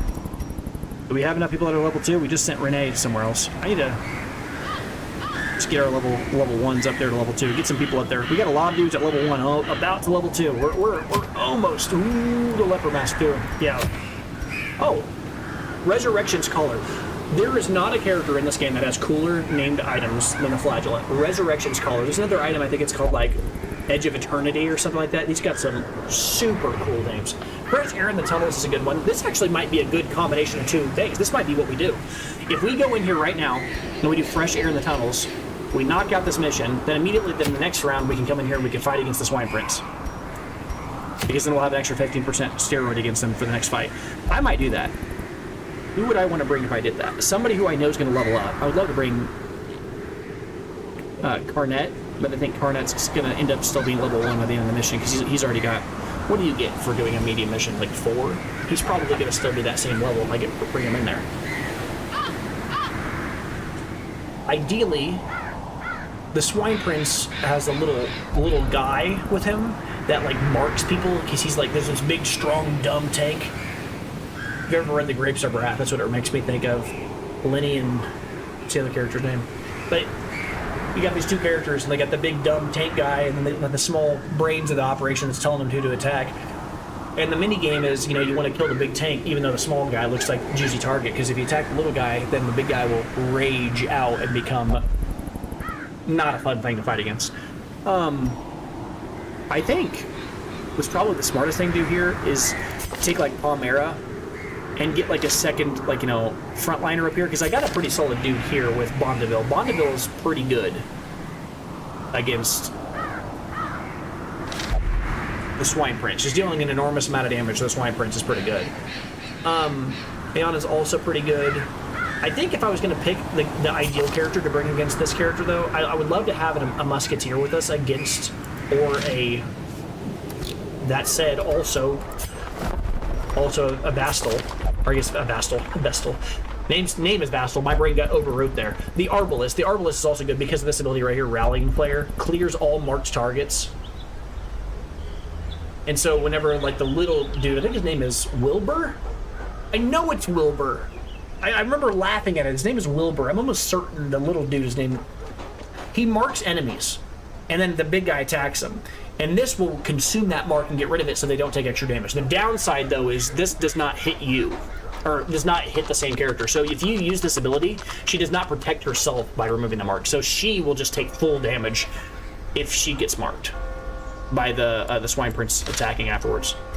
But, I mean, I could easily use her for that, too. And I'm certainly going to use Ligonier for it instead, because Ligonier, even though she's got god-awful abilities, the one upside of this character, though, is... Oh, it's sickly, minus 10% disease resist.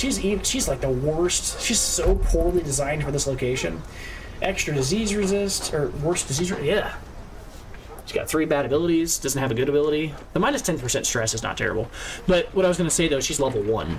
So she's just outright better. But Skeet Shot, you know, this ability right here, removing that marked target will matter. That's kind of Wilbur's thing. He likes to mark things. And again, you might think, well, why don't you just kill Wilbur again? If you kill Wilbur, then the guy won't rage anymore. You know, he rages when you attack him, but you know, if you kill him, then he can't rage anymore. No.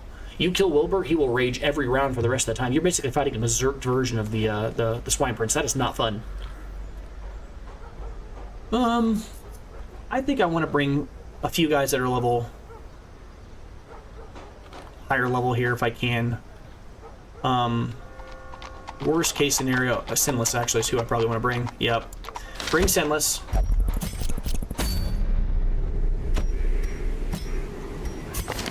You would also do decent against the Swine Prince, right? I think Swine Prince is in the middle 2 slots, and I think Wilbur's in the back. God, it's been a while. We're certainly not bringing the Occultist, because I'm trying to level people who I think would be good against the Swine Prince here. I'm not going to bring Bondeville because I'll bring him next fight. I might bring Carnet. Carnet's pretty good, just dealing a lot of bleed damage. This location's really good for bringing bleeders. And then I could bring just anybody that is going to be good against... But none of these guys are going to be leveled up quite enough to deal with that fight after this. So the question is... Actually, I could bring Murdoch. Or Murdoch, whatever. Murdoch might be a good one here. Murdoch's got some... decent, like a solid amount of stress, and we're going to do 2 concurrent missions in a row. And if I level this guy up, the thing I'm thinking about, the downside is this resolve is 3. Again, I think you level up. I think you need 4 resolve. I think you get 4 resolve from doing immediate mission. I don't think he's going to hit level 2, which is annoying. Well, neither is, to be fair, neither is the Houndmaster. But the thing I'm thinking about here is if I bring Murdoch here, Murdoch can, you know, use hot trot, you know, first round, hit the guy, bleed him from some extra, whatever, and then after that, for the rest of the game, the rest of the fight, just constantly spam battle ballads while everybody else is just destroying the guy. I don't know. I don't think there's like an optimal choice here, realistically. As I said, it would be nice to actually have Ligonier. She's sitting on 3 resolve. I don't think she's gonna hit level 4 if I bring her. None of these guys are, really. She's probably better, though, than him in terms of who would be. I certainly want to be able to clear. That ability once we go up against Wilbur. All right, let's go. Let's take this crew that I have here. Make sure we bring Iron Swan, yeah. And then I'm going to go and level up the remaining abilities here on these characters to make sure they're as powerful as possible, so that I give them the best chance of wiping enemies fast at this location. Cool. She just hit this level, so of course she's got to spend this money here. I guess what does this want to do again? Plus 20% extra damage and extra accuracy, sure.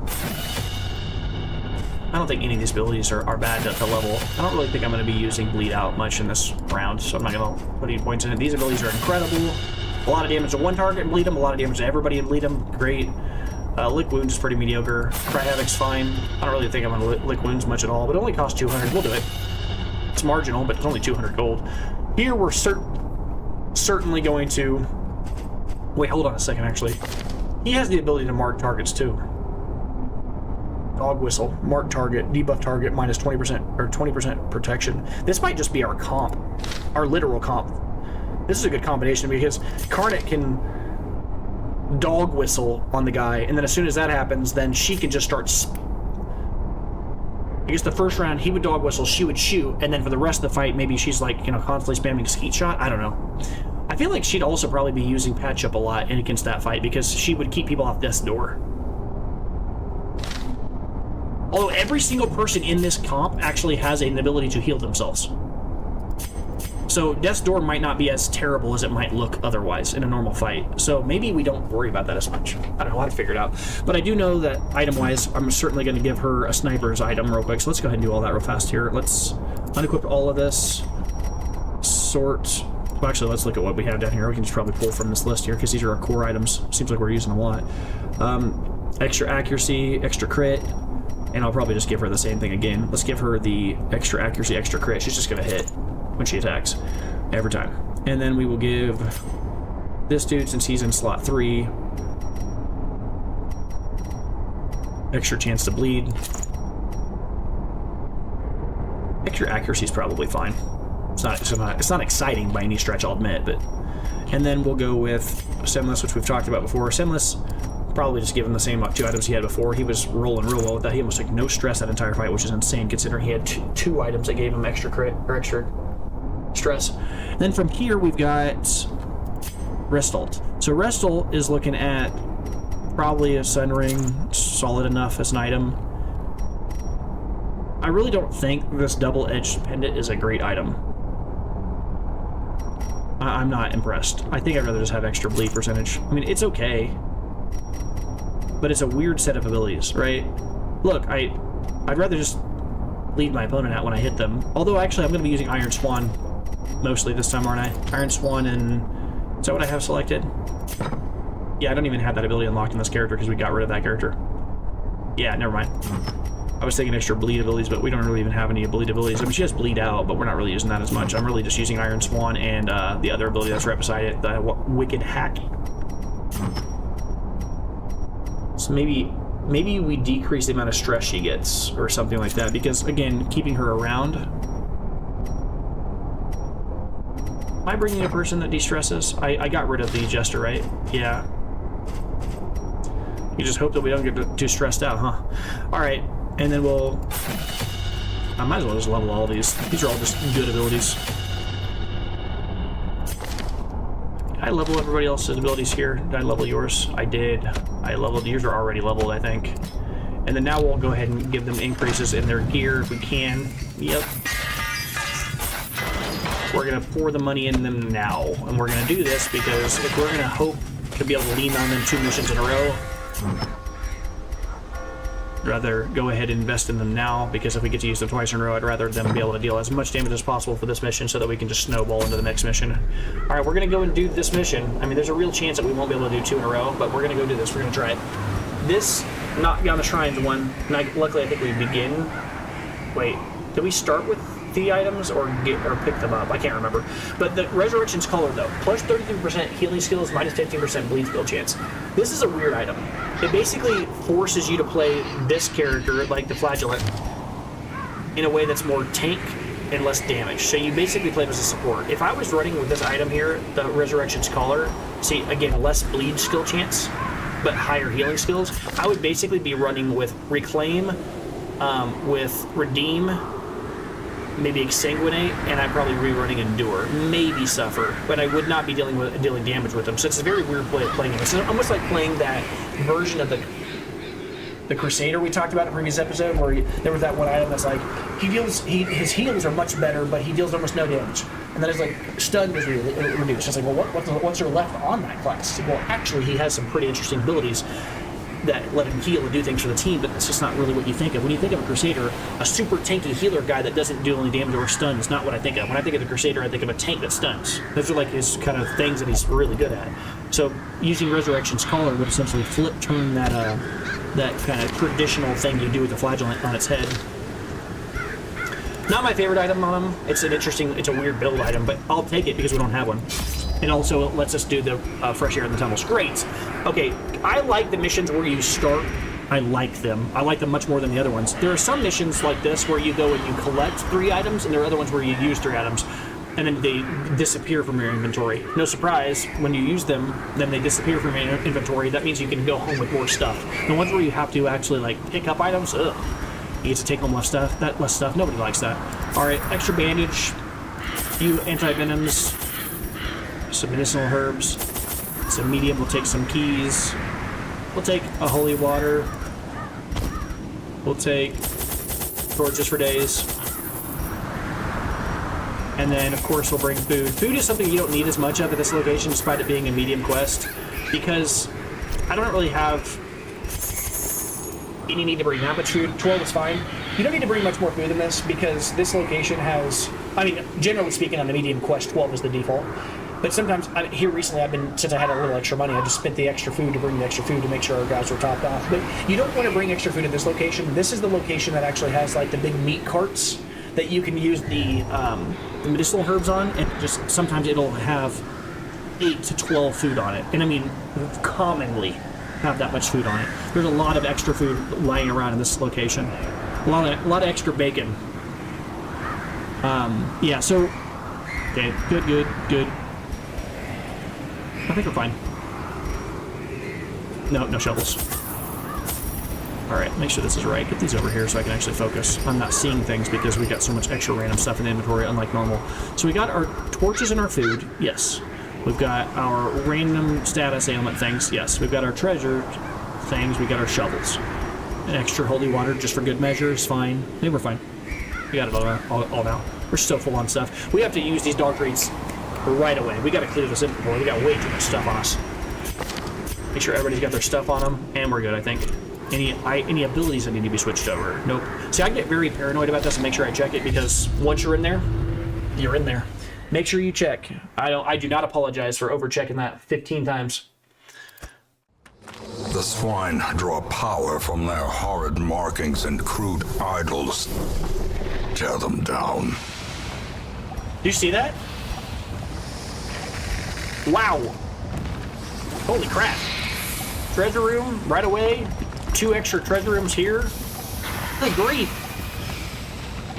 I'm going to go the long way around right now. We're just going to go push. I'm going to go all the way to the right, up, all the way to the left, down one before those 2 treasure rooms, and then go hook left. I'm going to end the game on those last 2 treasure rooms. That'd be a nice way to end things. Also, those rooms are pretty close to the curios that are in the hallway, so I can actually just peek out, see if they're the animalistic shrine, and jump back in real easy. Right away, huh? Oh, they're surprised. Great. We might be able to just wipe them before they get a chance to find us. Great. That's what we want to see. Immediately use that dog treat. Get these guys out of here. Get them out of here. Could not have wrote that better. That worked out perfect. Alright, we will... I'm not going to Iron Swan here. I'm just going to try to kill this guy. Press this advantage. We like it. We like it. Give them no quarter. Alright, he's going to take 4 bleed, and he's going to take 4 bleed. He's already at 6. Doesn't really matter who you attack here, does it? Continue the onslaught. Okay. Destroy them all. I give us the best chance to not get the Crimson Curse, but we might still get it. What can you do?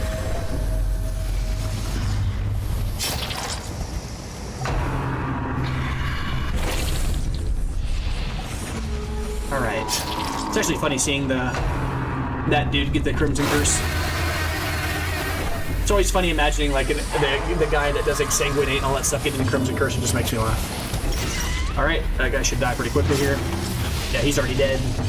And then we will rip you apart here. Their formation is broken. Maintain the offensive. I have no de-stress ability, so there's really nothing she can do here. Yep, that's fine. Slowly, gently. This is how a life is taken. Try to take it all here. We'll take the portrait over 100 gold for sure.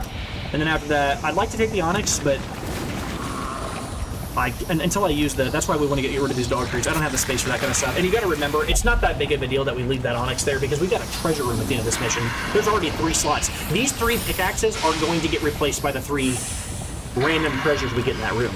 Those are already claimed slots. So, If only Whatever. treasure could staunch the flow of otherworldly corruption. 100 gold is not something to lose. That's 200 gold we left on the table. Oh no. I only roll in with 4 treasure or 4 shovels. Good. Okay. We've never run into this yet. If I recall correctly from previous playthroughs, I think this actually has some interesting implications with something strange. Like, it can, like, give you an extra quirk or something? We're just rolling through. Purify? Nothing. Not gonna, shovel's not gonna do anything to that. I guess I could torch it. Oh! Okay, well, that's great for her. We were talking about how she had 75 bad quirks. Okay. See, usually when you burn something, it isn't good. But you kind of stick with it because you're like, okay, well, what happens when you burn paper? It burns, right? Or if you try to burn paper. The torch is the only thing that, in my mind, would cause some kind of meaningful interaction. But usually, you know, I try everything anyways because it's like, well, it's sometimes weird, quirky things happen. Like, oh, I would have never thought about that, but that kind of doesn't make sense. Sometimes it doesn't make sense at all. But in this particular case, unlike back at the ruins, anytime you use fire in the books, it's like stress, which almost teaches you not to do it. Then you come here and you set fire to the scrolls, and it's a good thing. Okay. Well, now we know that. Now we know that forever. We'll never have to think about that again. That's fantastic, though, because that means that we have another guaranteed way of getting rid of bad perks we don't like. Those are always great. Wow, very busy hallway. Good lord. Ooh. Okay. Was it just me, or did that battle, like, start really slow? Felt like there was gonna be, like, we were gonna run into a trap or something. That was strange. I should probably use the dog treat now, even though there's only 3 enemies. Let's get rid of this guy in the back now. Oh my god. 13 damage, let's do it.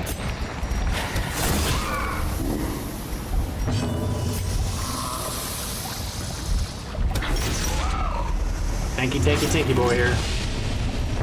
I'm just gonna have you kill this guy. Confidence surges as the enemy crumbles. How did you survive with one health? I just assumed he was dead. I didn't look. Well, that's fine. You marked the guy. I don't care. Whatever. Ain't that big a deal. Nice dodge. It's always funny dodging in the middle of the dark. I can't even see my screen. These guys are dodging. I'm just joking. I can see my screen. Nice kill. As the fiend falls, a faint hope blossoms. All right. Sure, I guess we'll... Remind yourself that overconfidence is a slow and insidious killer. All right. Bone altar. See, this is the thing that you bring the holy water for. We just threw it away because we didn't have the space.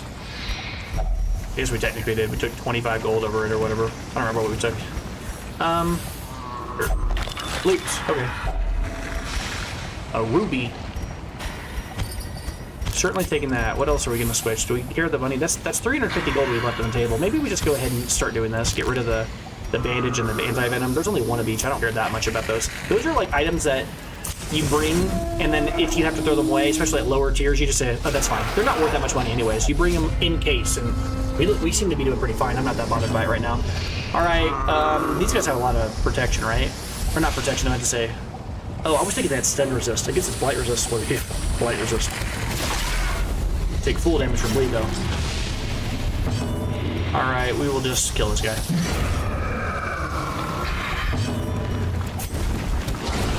Decimated. Just kill him. And sure, it doesn't matter who you hit, just kill somebody. Or deal damage to somebody. That's such a weird ability. Just randomly shoot somebody, just pull out your pistol, shoot somebody randomly, and then the next time you'll be faster. And it's like you're just shooting people with your pistol. It's kind of funny. Every attack is faster than the last one. It's kind of funny. Interesting design. Alright, so that guy's not quite dead. Oh my god. Okay. Hit him for almost his entire health bar and he gets to go. Okay, dude. Now he's poisoned. I like how 2 of our guys got poisoned right after. I was like, oh, let's get rid of it. We don't need that anymore. A momentary abatement. That's alright. I ain't that worried about it. Okay. Oh, even more blight? Sounds about right. I just got rid of that thing, right? Alright, howl. Let's get rid of some stress. Oh, that's a lot of stress relief. You got 3 stress relief? What does it do between... Oh, minus 3 stress, 68% chance. Why did she only get removed by 1 then? Is it minus up to 3? Destroyed. I don't know. Sure. Okay, we'll just have you heal yourself then. Have you healed him?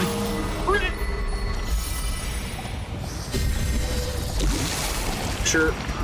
And then we will hit this guy. He did. These nightmarish creatures can be felled. They can be beaten. Anytime I see a citrine and I only have 1, I'm getting rid of it. It is very rare that I take citrines home. I really think they should have probably changed that, the way that citrines, I mean, just jewels in this game works in general. They probably should have had some separate little, like, bag that had, like, 2 slots for jewels. And, like, it was... Wealth beyond measure. Awarded to the brave and the foolhardy alike. And, like, the jewels should have probably been sized. Right? Like, rubies just flat out being better items than emeralds. Most items in this game don't work that way. It's only the jewels in the game that you're like, well, I'm not going to take this because this is just strictly worse than whatever. I'd love to take the emerald, but we don't have the space. We just do not have the space. Journal entry's cute, but again, we don't have the space. This mission does not allow us to do that. We have too many random things in our inventory. Oh, trap. I almost didn't even see it.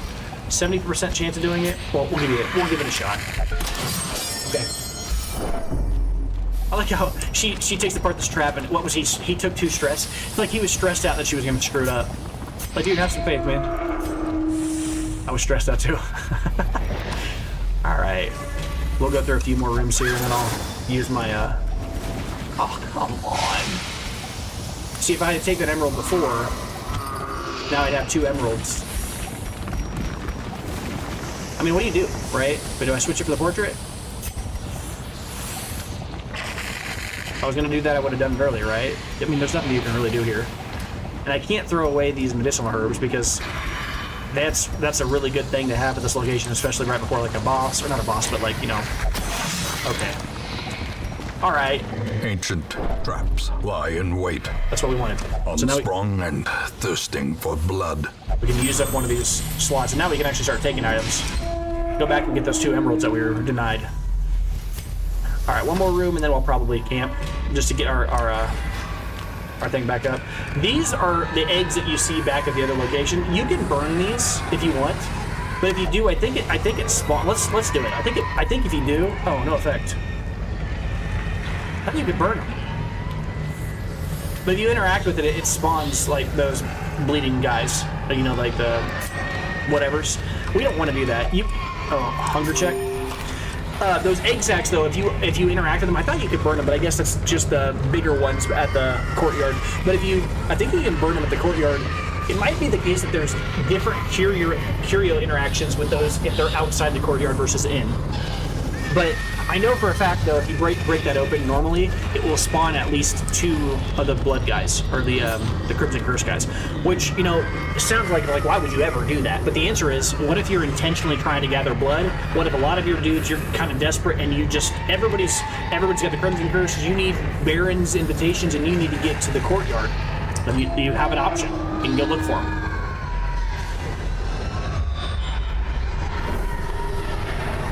All right, I'll go one more room since there's nothing out here that can affect us here.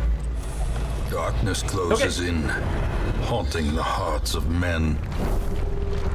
It's a very quiet hallway.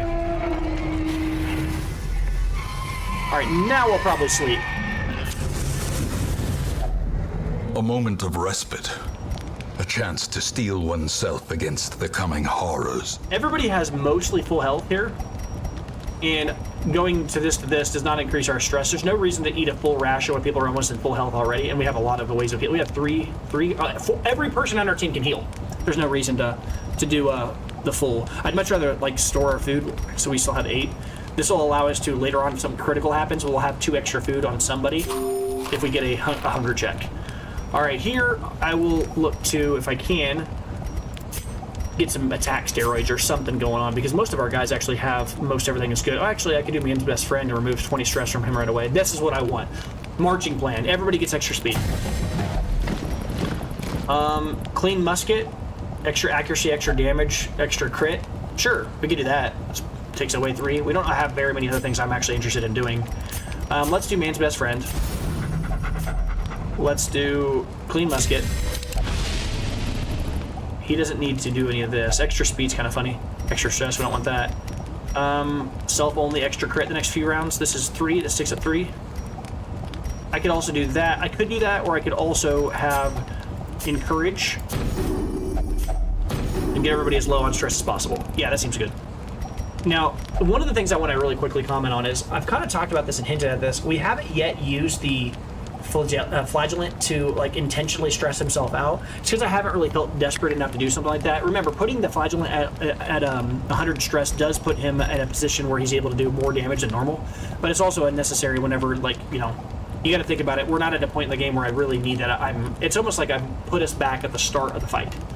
Like, everybody's like at the start of the mission again. There are situations where I'd want to put the flagellant like on I keep wanting to say death's door. I'd want to put him on 100 stress, and that's if I think that, like, I want huge swings of damage, like basically big play style fights. You know, high risk, high reward, but we don't need that right now. Hopefully we can avoid a nighttime ambush. We did not. We got it. Oh, wow. Okay. It just didn't make any noise. It made no noise, and we still got it. See, this is what I'm talking about when I say the worst case situation here is if the chick in the back, like the Hellion, gets put in the back. That's the worst case scenario because she can't get up to the front. She can't move. So she's essentially out of this fight. So what we're going to do is we're going to try to take out single targets as fast as possible because we need to mitigate. We don't have huge amounts of damage to multiple targets. We want to get one guy gone fast. Get rid of him. Annoying. And see, that's where it starts to get really terrifying if you don't watch out. That's going to be a lot of damage because it's night. It's dark. This is how they cheese you. Right after you sleep, you wake up, you get smacked, and it can be really devastating. And she needs to get up there because she can't do anything back here. Now, the nice part is this girl can actually help everybody because she can heal and heal and heal and heal and heal. She can kill, but I'm going to have her just start stacking heals. Yep, blanket fire again. Yep. Lowering our dodge, making it easier for them to hit us every time. That sucks, but it is what it is. This guy's hopefully dead very quickly. Yeah, he's got 4 blood stacks on him. He's out of the fight. The slow death, unforeseen. Now you start healing yourself. Get your health back. We have the ability to get back in the fight pretty easily here. We'll switch it. This is gonna hurt. But one thing he doesn't understand is I have a lot of ways of healing my team back up, so good luck to you on that. Nice try. Alright, get out of here. That's gonna suck. It's not gonna bleed him enough. They're both just close. So I might heal here again.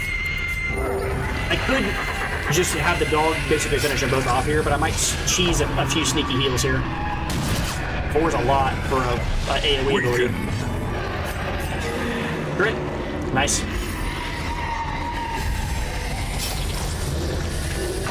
I don't really care. I'm just healing. Yep, you knocked her back. That's cool. Heal him. We've got enough heals. I don't really care. You have 0 chance of killing us that way by just dealing massive amounts of damage. I'm just going to heal and let them die to bleed. This is such a funny way of letting them die out. Sure, blanket fire. Okay, now that's ridiculous. He rolled a 3 on every single person and a 4 on one. Sure did. Get out of here. A death by inches. All right. Oh, look, we got another ruby. Made it all worth it. Made it all worth it. That's a lot of money.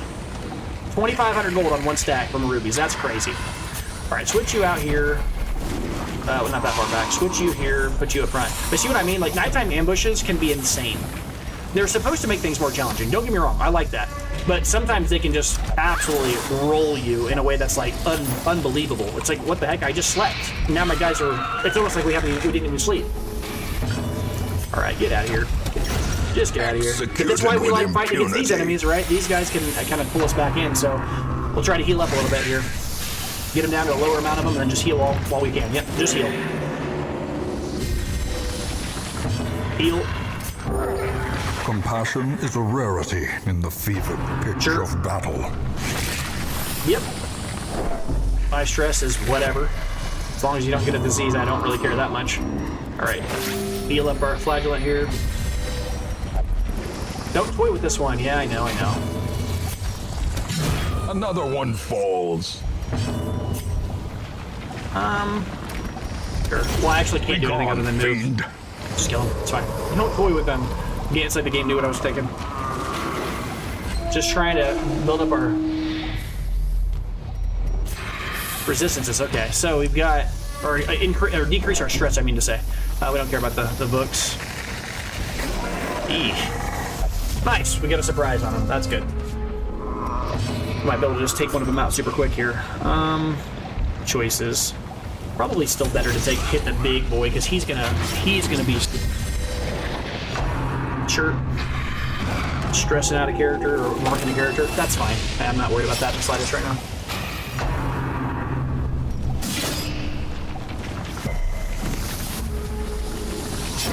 Great is the weapon that cuts on its own. Nice. Hit him again. That's a lot of damage. Alright. Heal him up. Try to get those heals in when we can cheekily sneak him in there. Drums of Doom. 1 damage, and everybody takes stress. That actually is a really strong ability. Let's undo that. 1 damage is a lot for an ability that also separately does what that just did, right? It did. Oh, okay. It didn't just deal a little damage. It also stressed us a little bit. Can you imagine getting hit by that every round for like 3 or 4 rounds? All of a sudden, everybody's on 25 stress. Everybody's taking 6 damage or 6 damage, whatever it is. Seize this momentum. Push on to the task's end. It's a wild thing to roll at this late stage and at this location at all. Finding a holy water on a body at the Warrens is not on my bingo card. Hey, look, another one of the altars. Good. Less crap in our inventory immediately. It's not enough to kill them, but this might be. I think so. Yeah, those 2 guys are dead in the back. That's where the Unmaster actually shines. Being able to just run through and just tear up little mobs like this that have almost no base health. Crazy. Kill the front guy. Another abomination cleansed from our lands. They just, before they even get the chance to fight, we just killed their entire backline. Awesome. That's where that little dog comes in, man. Oh man, he's thirsty. Crimson Curse Craving. We don't have any blood, so we gotta figure that out soon. Be wary. Triumphant pride precipitates a dizzying fall. All right, we walk into the hallway just to see if this is the thing. It's not. We go back in. We go down this way. The Shambler.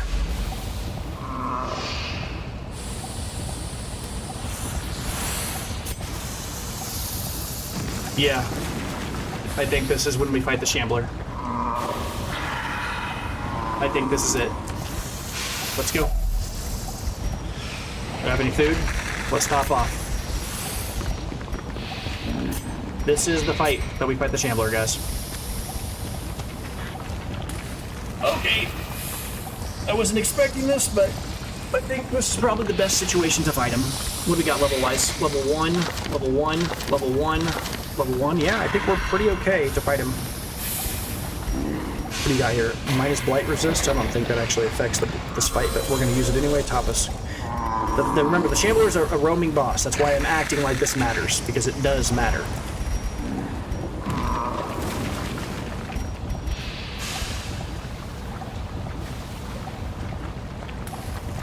Man, this is rough.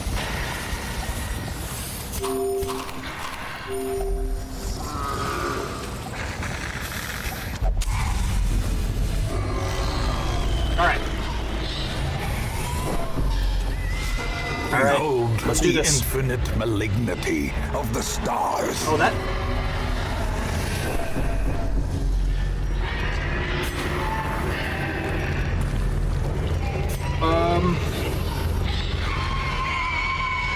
Him going second is annoying, or going first is annoying here, because if he moves up the front, he's going to get in front of the...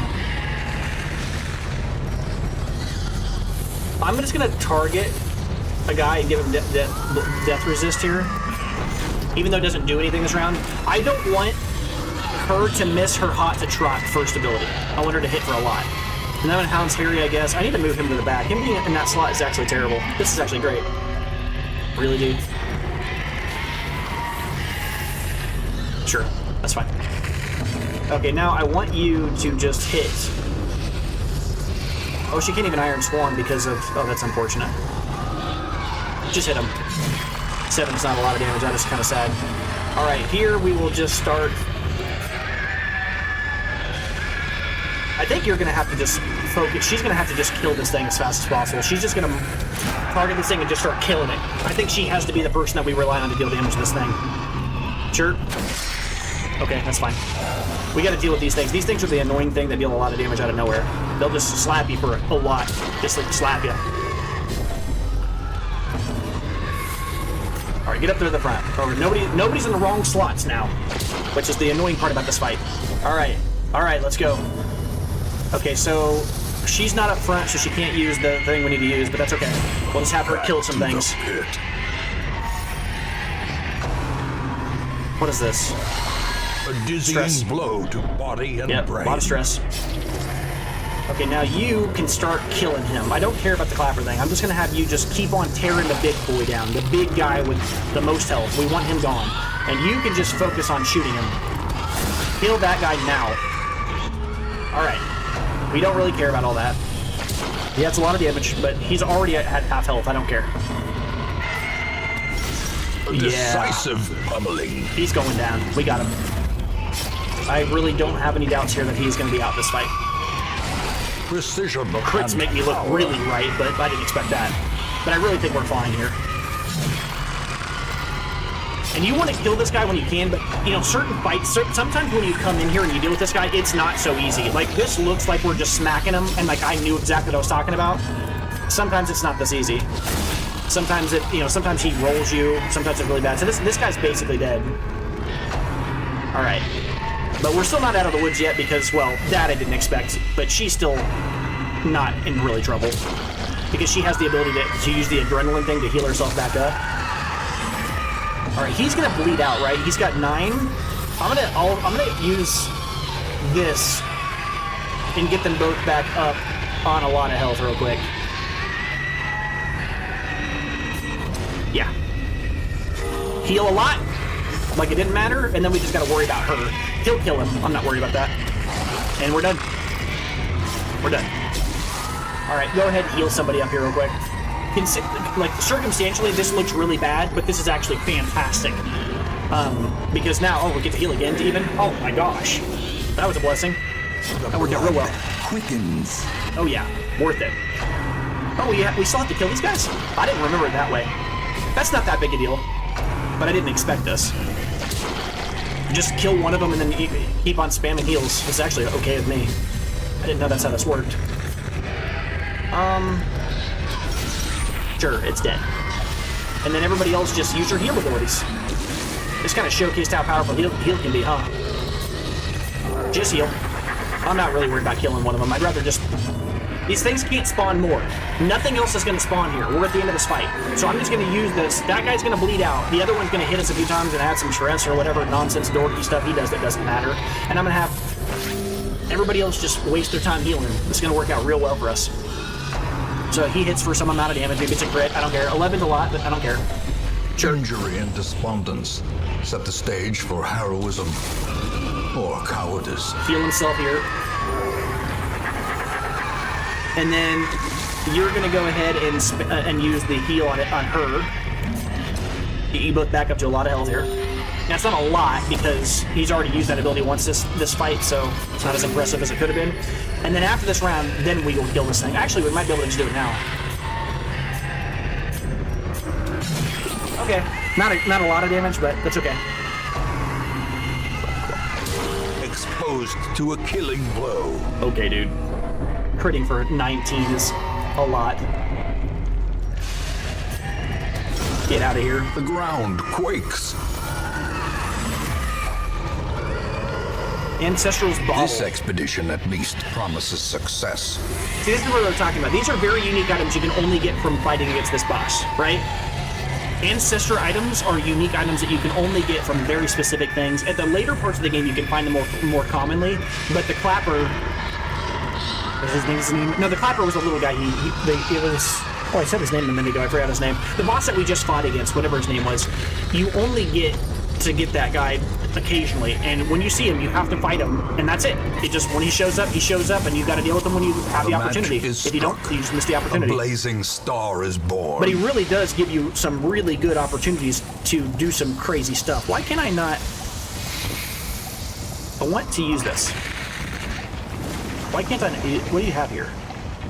Minus 25% healing for one... Oh, okay, that's a temporary thing. He's in death's door, which sucks. We'll just... I guess get him off of it. Unfortunately, if I get him off of it, then I don't have any food. What do I do here? We're done with this mission. We only have one more fight, right? We have one fight left?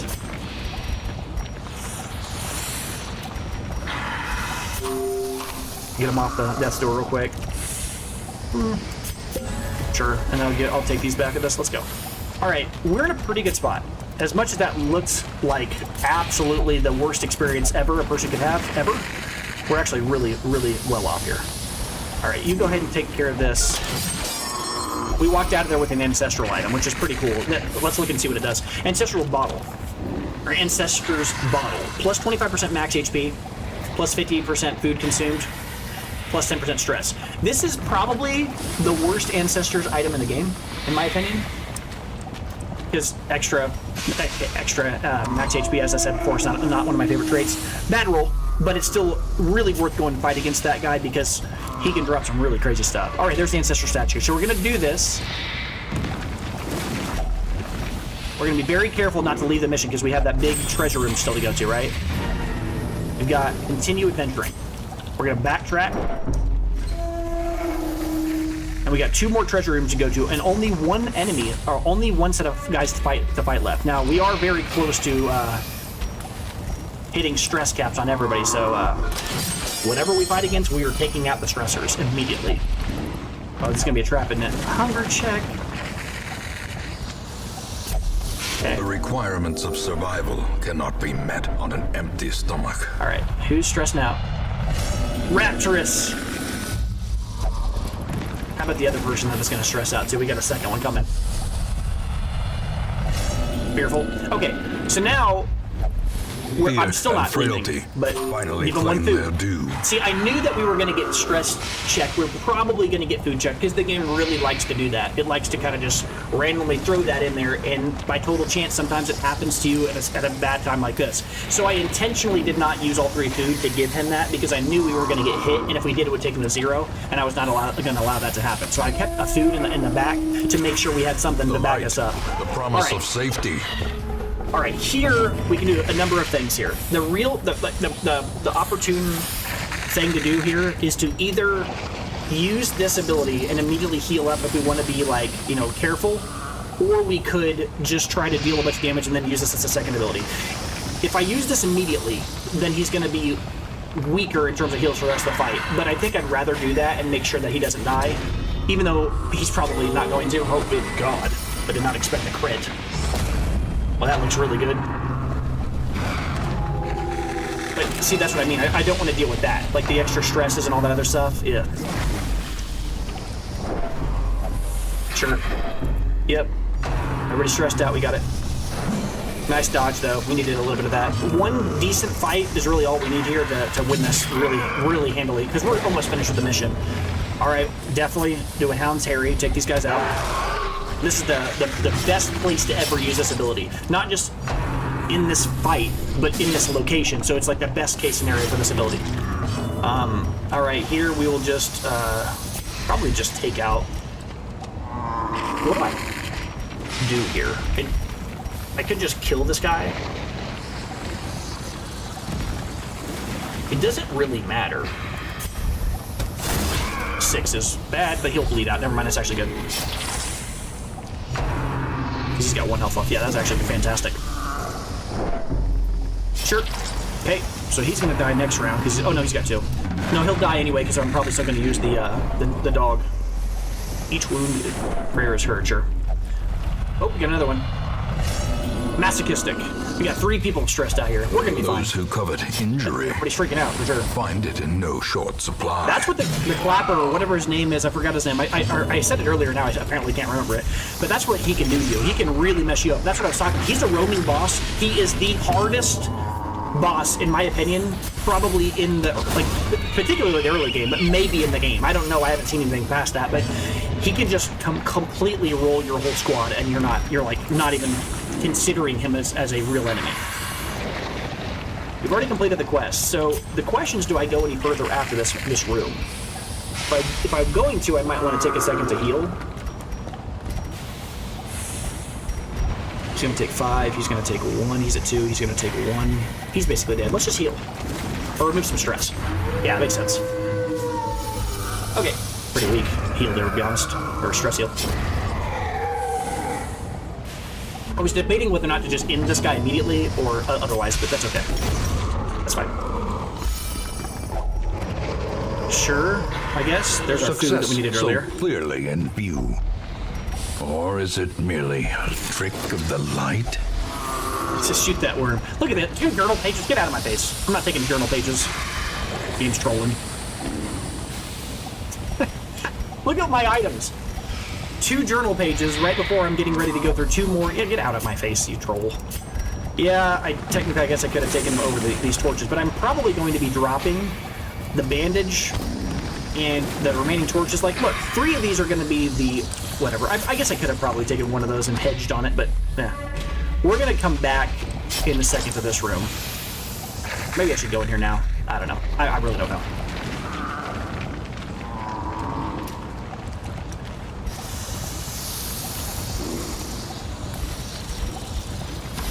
We're gonna come back. Wait, what?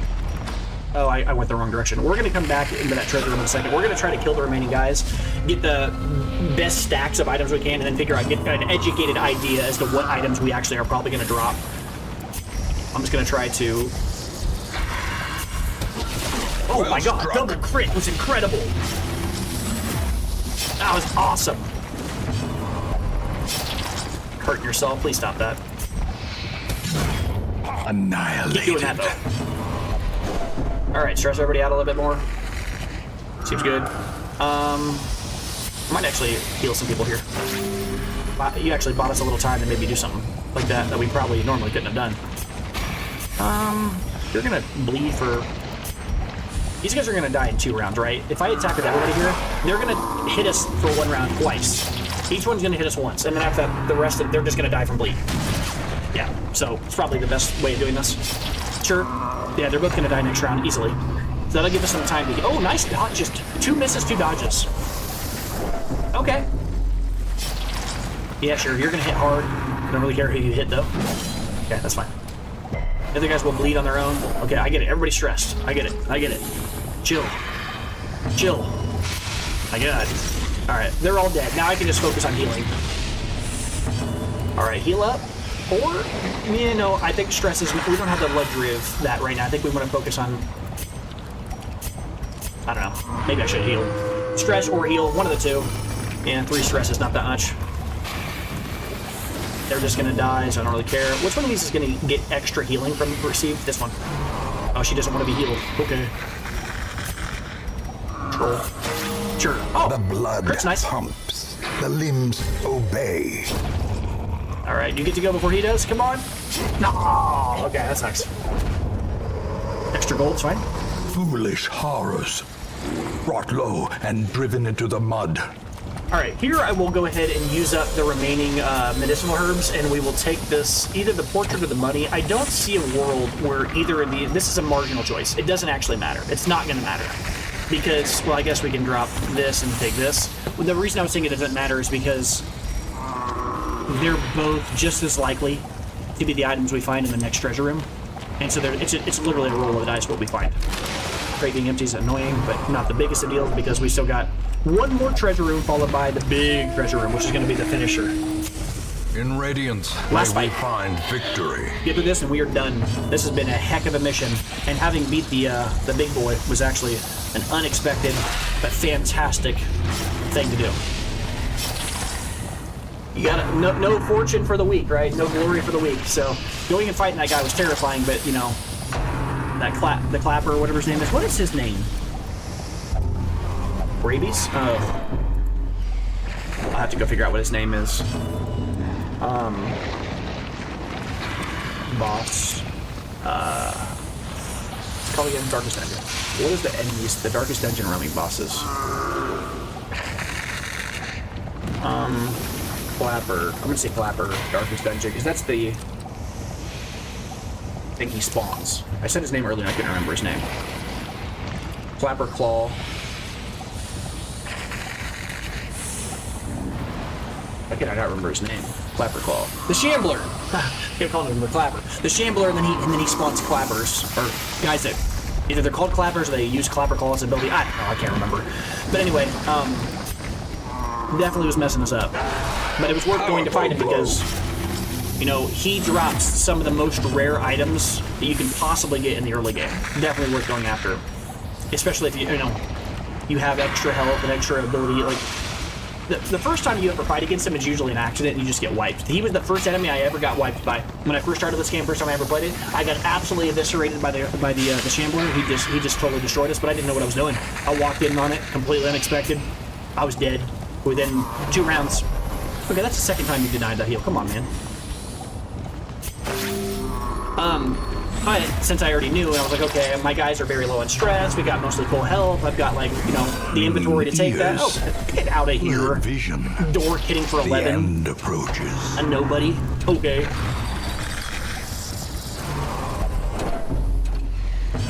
Alright. Just get out of here. Obliterated. Dude, a nobody hitting for 11. Sure. Alright, just heal him up. Yeah, you gotta stop telling me no on all of my abilities. She won't let me do any kind of healing. What are you, you're masochistic? Okay, just stop. I'm just gathering some extra health back because, you know, they're not gonna kill us if I, you know, massively increase our health. Just take this guy out. Just end him. But yeah, the Shambler as an enemy is definitely worth going after in the early games because no guts, no glory. You know, he might drop a good item for you that you can use for the rest of the fight. 2 crits in a row, looking good, huh? But the Shambler's ability to, and a crit, and a stun. 2 crits and a stun, just trying to make the end game super epic, huh? Nice, we got a crit back though. But the last time I played, I believe the Shambler dropped the Ancestor's Candle for me, which I don't know if that's like an insanely good item, but I liked it a lot. It like increases your attack, you know, your speed flat out, and if you like increases your damage as long as the torch is above a certain amount or something like that's really solid. Maybe we'll get an extra heal off. That'd be nice, right? It doesn't actually matter if the fight's over. Do I have any ability to remove stress? Maybe the oh no, he's stunned.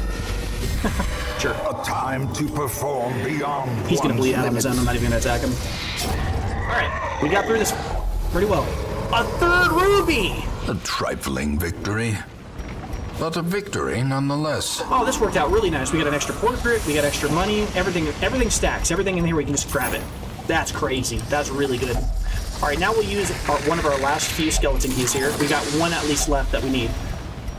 We got a spot for an extra portrait. We got spots for all of that. Wow. Wow. This has worked out very well. Like, very well.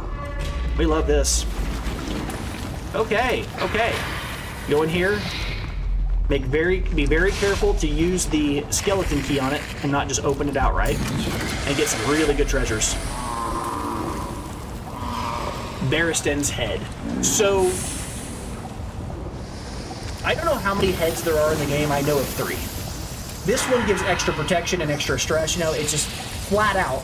Any damage you take, you'll just mitigate 25% of it. Now, I say regular damage, right? Not damage over time from blight or bleed.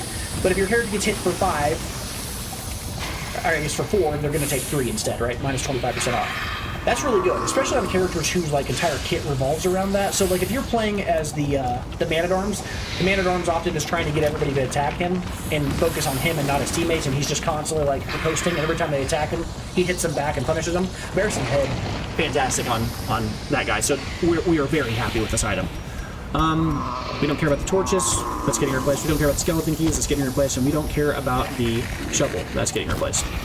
That leaves us with 4 food that's kind of irrelevant, which then begs the question, would it be worth it to go to that last? There's one last curio we haven't seen that's out here. Maybe it's worth going to. Because we have full inventory other than the food. And if we don't roll it, I mean, I'm just talking margins at this stage. Let's do that. The way is lit. The path is clear. We require only the strength to follow it. There won't be any more fights, so we're okay. Oh, look, let's random trap. How good at you at disarming them? A few of you are normally good at it, but you're bad right now because you're fearful and you're masochistic and all this other stuff. But that's fine. We can just remove some extra stress, right? I mean, might as well remove extra stress where we can. We'll have him do it as well again. Nice.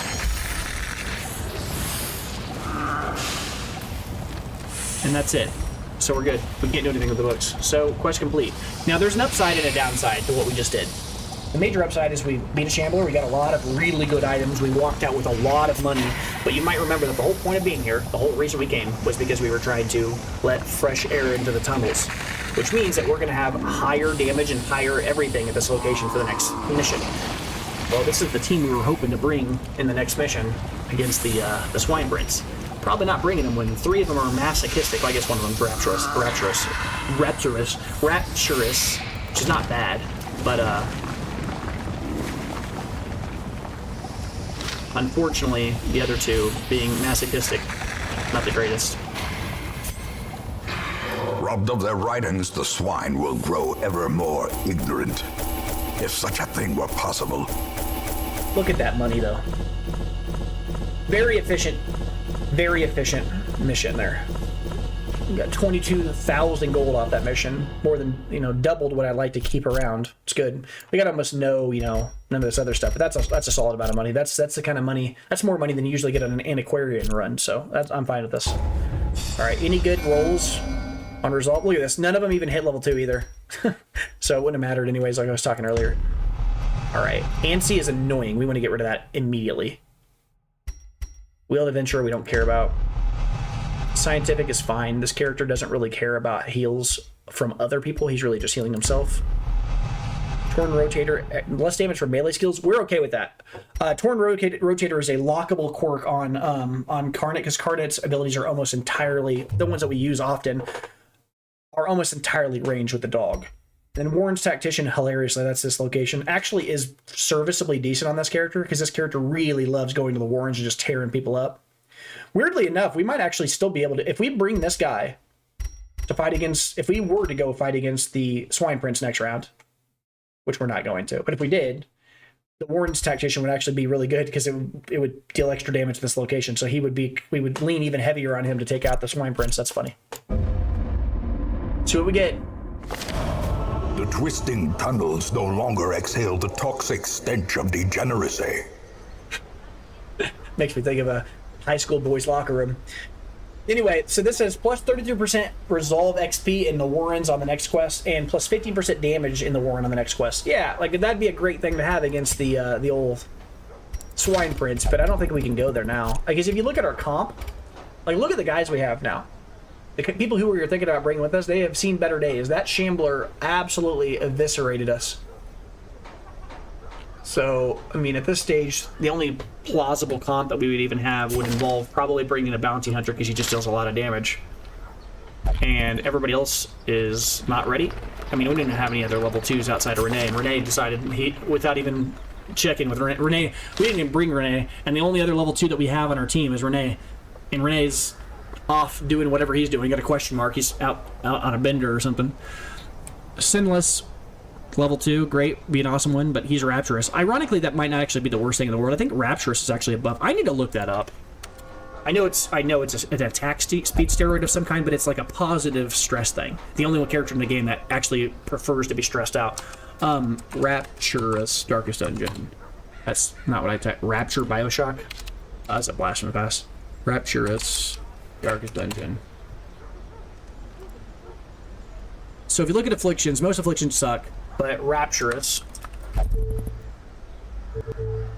all afflictions except for Rapturous lower your stun, blight, bleed, disease, debuff, move, and trap resistance by 15%. Ugh.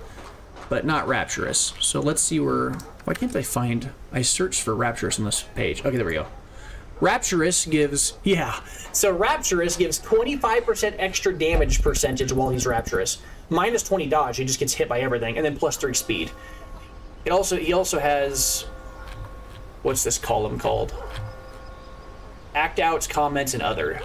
So his act outs, which means a thing that he might do just unexpectedly, you know, intermittently every other round or every third round or something like that. He has a 41% chance every round to 8.3% chance cause party stress, 8.3% chance move forward 1 slot, 8.3% chance use a random skill, 8.3% chance to attack an ally, and then an 8.3% chance to attack himself. That's just things he might randomly do. What does that say? Other. 20% chance of the hero's attacked. I don't know what that comment means. He also has other things. It says listed. He has a 33% chance that he will refuse to retreat. 33% chance that he will refuse to be moved or healed. 10% chance to refuse to be buffed. 10% chance to refuse to use an item. 33% chance to refuse to use or be the target of a camping skill. Can only be acquired by the flagellate. Yeah, so the Rapture is... It's epic, right? It's a downside, but it also gives a 25% attack damage steroid. It can actually like really somehow just win you the entire fight against an enemy that would have otherwise been a loss. So not good, not something that you want to intentionally take, but also something that can be pretty, you know, epic and win you the game. You can become crazy and like, you know, super religious and take somebody out. It's actually kind of funny. But yeah, so we wouldn't want to bring Sinless, we wouldn't want to bring Ligonier, we wouldn't want to bring Restalt, all these other random people, because they're all going to be weak. They're all going to be like super stressed out. I can't bring those people in there with any kind of like...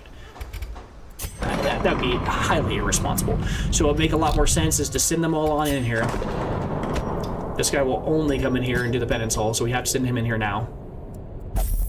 The others, we can send them in here to remove their stress. Oh, she won't do it. Why? Are you only... Will never drink? Oh, for God's sakes. Stupid. I spent 1,200 gold I shouldn't have spent. No, I'm not trying to get her out of there. That's fine. 1,200 gold I didn't need to spend, but that's okay. But now we got our guys in there that needed to be de-stressed, and they're in there de-stressing, which is good. That's so annoying. That's all right. Remove this person from the group. And I'll probably just go do another mission here because we're incentivized to do it. And it'll be an easy mission, basically, because, you know, we're ready to go do extra damage at this location. We're going to do extra damage. We're going to have a higher percentage chance. Actually, this is going to be hilarious because at this location, the thing from the stars is roaming here. And by total chance, we'll do extra damage at this location. We got another roaming boss at this location we might be dealing next time we go and do this. In which case, you know, I'll definitely think about who I want to bring against that guy. I need to have armor penetration against that. So I'll probably bring Clanville. But yeah, I'm going to stop there for now. I've been playing for a few hours. I might get up, take a break a little bit. I think I've been playing for like 3 or 4 hours. So, oh yeah, 3.5 hours, my goodness. So that's going to be it for me for right now. I might come back in a bit. I'm not really sure. I've been having fun playing, but I'm not really sure if I'm going to like sit and play for another like 2 or 3 hours after this. I might just go take a shower and kind of get my head back on. Take a little bit of a break because playing non-stop can definitely cook you. So, but yeah, I had a lot of fun, and we definitely, even though it wasn't anticipated, we never planned on fighting against the Shambler, but you could see that, right? That guy was a legitimate boss. He was a roaming boss, you know, and you might think, oh, he's just a regular, you know, he's like kind of like the Crocodilian. Yeah, kind of, but worse. The Crocodilian's terrifying as a first boss, but like the Shambler is a really serious guy. And you don't go up against that guy if you don't expect it, because you can see what he did to us. I mean, he tore us apart. He put people, almost our entire comp. We went into that fight almost 0 stress. We walked out of that mission 3 guys afflicted. It was all the Shambler's doing. They applied so much stress to us, it was insane. So, but yeah, that's gonna do it for tonight. I think maybe for tonight, might be for just this period. I'm at least gonna get up, go grab something to eat, walk it off a little bit, kind of wake up, become more aware. And if you'd like to see more content like this, if you like this, you know, head over to the Blue Titan Space Gaming Space VODs to watch the full videos like this one. If you're watching this and it's a shortened version of it, which I don't know if you will, because I usually don't put this outro into my my shortcut videos. But if you are seeing it, you know, then you could watch the Blue Titan Space Gaming, which is my regular channel. So really quickly, the Blue Titan Space Gaming Space VODs is my channel for watching full videos like this. The Blue Titan Space Gaming is my channel for watching short, more tightly edited, cleaner videos. I haven't put any on there the last few gameplays, but that's because I'm kind of toying with like a new format or how I want to go about doing that. I think moving forward, I'll probably do like 10-minute videos each release when I do something on there. That'll actually make it so I don't feel like I'm obligated to do massive amounts of editing every time. But anyway, and if you want to see those shorter videos that are more tight, more edits and stuff, go over there to the Blue Titan Space Gaming. And if you want to see like super tight, like very quick, you know, 10-15 second shorts, you can see YouTube shorts, you can always go over to that channel as well. That one has very highly edited ones on there. That's for discovery. That whole channel's for discovery. But yeah, looking for long play, long extended chatterbox me, come over to this channel. If you're looking for the shorter, quicker content, and more specifically if you're looking to kind of catch up because maybe ideally, you know, you watched this video this week and then Friday comes next week and you're wanting to watch more, or over the course of this week you're wanting to watch more of my videos, but you kind of want to catch up and you didn't get the chance to watch the whole video. Ideally, you'd go watch those other ones to kind of catch up and see what you'd missed. Major ideas. I'm not going to upload every single dungeon like this on my main channel. I've decided I'm going to just upload the highlights. Most likely that means for sure bosses, major events, major moments that were like emotional, crazy things that might have happened. Other things of note, but I'm not going to be putting the day by day, I'm going to do a regular dungeon, guys, let's grind. That's not going to be on that channel. If you want to see that, you come over here, hang out, watch the streams. This is for the people that want to actually watch the whole thing and they're kind of in franchise and interested. So, but yeah, again, that's it for me. Thanks again for your time. I appreciate it. And until next time, I'm the Blue Titan, and make sure you keep a torch so you can hit that shambler in the face. Goodbye.